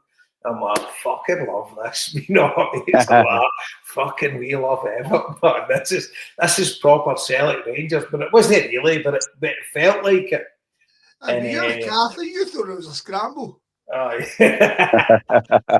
So that was it, and then see when it got to like 5 minutes to go, still one each, 5 minutes to go of the game. Wayne Clark went clean through and scored, disallowed. And see if you watch it back, there was fuck all wrong with cheating bastards. Everton should have beat them 2-1 that day at Anfield. But anyway, it finished one each. So we ended up coming up the road, and that was it. And then friendship cemented. I was doing it at Liverpool every month, fucking for the next fucking 5 years. Oh, yeah. And they were up to watch Celtic. And I've still, to this day, Evertonians still come up to Glasgow, and I'm the point of contact. Any Evertonian comes up, I'll sort them out the tickets. Class. And I go down to Liverpool, and now there's a bus goes for Glasgow, the Glasgow Toffees, fucking brilliant. So I'm getting down in that bus for the Ipswich game, but the Southampton game, me and all the boys are getting down for the weekend. We're still going for the weekend. So so it's that day when Goodison goes. So you're a proper fan, but see when you asked me, Jason, have I got our English team? I was like, I sort of like Man City. That was in the last 5 years, right? Before that, I kind of liked Arsenal for a couple of years. Before that, I sort of liked Man U. So I believe my English affiliations are the same as my fucking Japanese affiliations. That I watch a team that are decent and I enjoy them. I don't think I've got any. Have you, Scotty, any affiliation to an English team? Nah. I have no either. I don't. But based on what Jason said there, I'm sort of a leaning towards Everton. But see, the thing is, right, it's a weird thing. Everybody says to me, more clubs than Tiger Woods and all. I just love football, right? But I've always got to have a Celtic aspect to it, right? I've always got to have a Celtic. But the thing is, like, if Celtic play Everton in a European game, I want Celtic to win 25-0. Yeah. Right? That doesn't come into it, right? So I'm not a proper Evertonian. I'm a Celtic fan. I love Athletic Club. I go and follow them. I go and watch them. I love the culture. I love being there. If Celtic played Athletic Club in a Champions League game or whatever, I'd want Celtic to win 25-0. Yeah. You know, it's like, I love them, but I don't. I worship Celtic. I tell you, boys, right? So I like Borussia Dortmund. I did like Borussia Dortmund, right? I suppose I was still. Borussia Dortmund done some dubious things over the last year, but incidentally, Celtic had drawn against Borussia Dortmund, and I have never endorsed the Borussia Dortmund thing, right? Never. I never wanted Celtic ever to get drawn against Borussia Dortmund. And then Celtic had drawn against Borussia Dortmund, and I fucking went because I wanted to see my pals and I wanted to be them. And You've always been a Dortmund guy, ain't you? But no, I know, mate. Right? I've always. That was horrendous, man. That was genuinely horrendous. I'll be honest. I still don't think I'm fucking on that. It was fucking minging, man. It was minging watching your team get decimated, lad. But right, anyway, I'm going to finish off because we're on the home straight. Right, we're 3 hours. Andy, thanks for coming on. Andy, stay on after the end, will you? Right, Andy, stay on. Right, but we're going to finish up. Jason, tell me what's your script tomorrow? What are you up to? Bus leaving at 8 o'clock, booked into a boozer. I won't mention the name in case anybody's not licensed and laws fucking here. But we'll be in the boozer Lockheed at 9:30 tomorrow morning. I'll need to distribute fucking about 25 tickets, and then we'll make our way to Tanadice and hopefully watch Celtic lift 4 in a row. Boom! What's your plan? Me, just no, in the house with the kids. I'm on duty this week, so I'll be here. Belittled that you're not? No, not that early in the morning. Fuck's like I'm in charge of a child. What do you mean? What do you mean? I can't palm him off on fucking anybody. Dan be looking after you, you can't. My dad's in Cork, and my ma's in Cork, my wife's in Wicklow. I can't palm the bastard off at anybody. No, you can just get drunk and just kind of poke him with a stick ever doing there. Sing songs to him. Andy, what about yourself? I usually go to B-Man's football on a Saturday morning, right? But I told them from day one that if there's a Celtic game that's really that important, you'll get back to Amsterdam. I'm not going to watch the game. So I'm going to watch the game in here tomorrow. I'll dap him off his football. Donald will pick him up with the football. Watch the game here. So I don't know. Do you know what I was thinking about the day, guys? I was thinking about all the times that Celtic's won the league. Is that thing about that tedious thing that the Daily Mail say, right? I was thinking about all the times that Celtic won a league and where we won our lives and stuff like that. I think I'm going to look back and think maybe the first time that I remember winning and looking back and maybe just writing something down in a wee jot or just saying how I was at that time. What my mate, because memories changed, didn't they? But see, I think we all forget is, see, winning the league tomorrow, it's fucking tremendous, man. The club's been going for 130 odd years, whatever it is, and we're on 55 tomorrow. You don't win every single year, and people take it for fucking granted, don't they? But you know what? Yeah. See, when you look back to 1988, we got the 2-0 win, and then you go to 1986, and we got the 5-0 one we didn't expect, and all these things. See, the league titles that meant so much in that particular day, they're not any more important than the league title we're going to win tomorrow. So I'm going to, do you know what? I don't care what I do. I'm going to sit back at fucking 3 o'clock tomorrow, hopefully, and sit back. I don't smoke. I'd love to see it have a cigar, right? But I'm not going to have, but I'm going to have a sort of an imaginary cigar, and I'm going to say, we're the champions. Andy, right. Jason, Marrty. Yep. We are all men of age, right? And I was thinking, one of the boys put up, Marrty, you're in the chat. He put up a picture of Andy Tom, and he was wearing. Do you remember the furry liquid bottle top? Had a green sleeve, had a yellow sleeve, and it like kind of squirrels in the middle, right? Like, It looked like a bottle of furry liquid. right. Do you remember this jersey? This jersey came out in 1994, October 94. It came out. And what you saying, Marrty? It looked like a bottle of furry liquid. Right. It looked like a bear. So anyway, we brought this jersey out in 94, right? And see, when he put that up, I sat there and went, I'm pretty sure the first time I seen this jersey, it kind of led. So sure enough, I went and done a wee divulge.